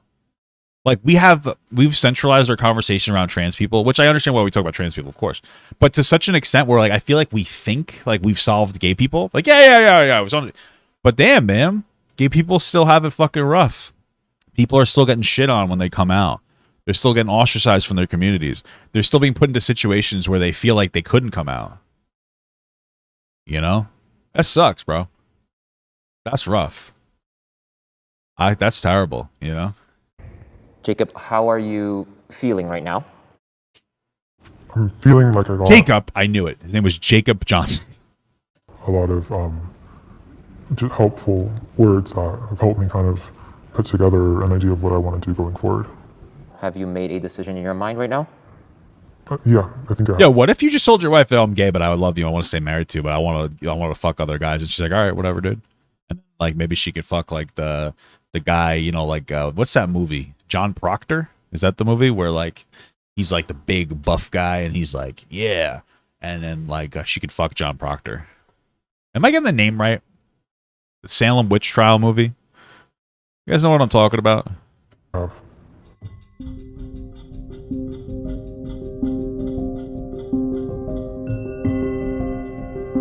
is he doing? Is he gonna attack them? Imagine they increase the stakes and they're like, whoever gets it wrong dies.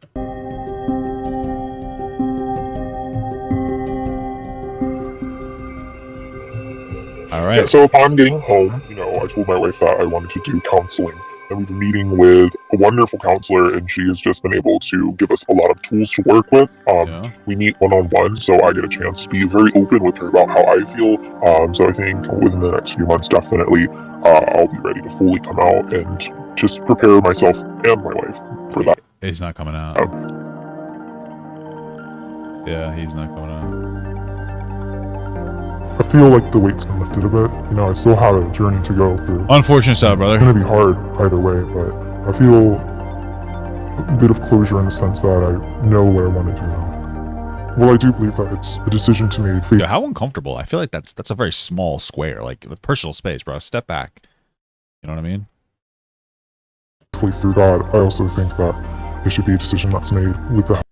What do you do with yourself in this? Like you're just staring. Hey, stare at that guy for 15 seconds.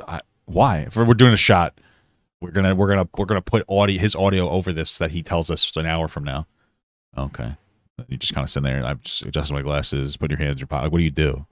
Help of a counselor. I think that it's only fair to my wife that when I come out, I do it in a way that's not only safe for me, but safe for her, and to make sure that I have the resources I need in case something does go wrong.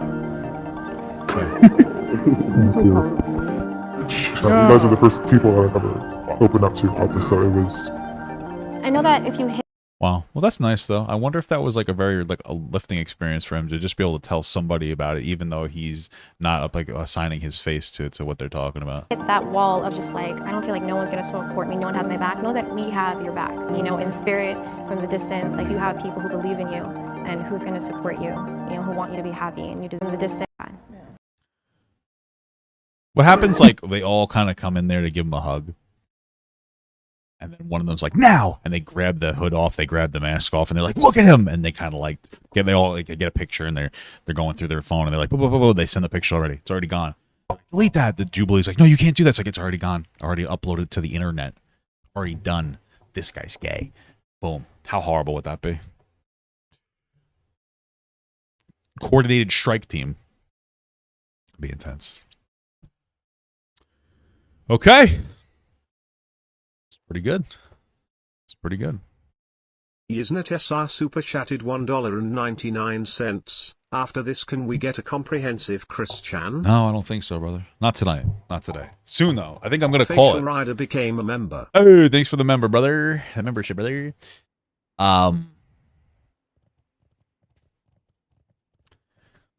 Yisnet SR super chatted $1.99. Thank you so much, Christian. Thank you. Yeah, you guys really want Christian today, huh? Nah, I think I'm gonna call it, guys. I do appreciate it though, but I'm not a huge like forever streamer. You know, I stream for like 3 to 4 hours a day, so I'm gonna call it. I swear I have one more thing here. There's no way for me to raid people, I don't think. Okay, well, I guess that's it. All right, guys. I appreciate you stopping by. I love you. Appreciate it.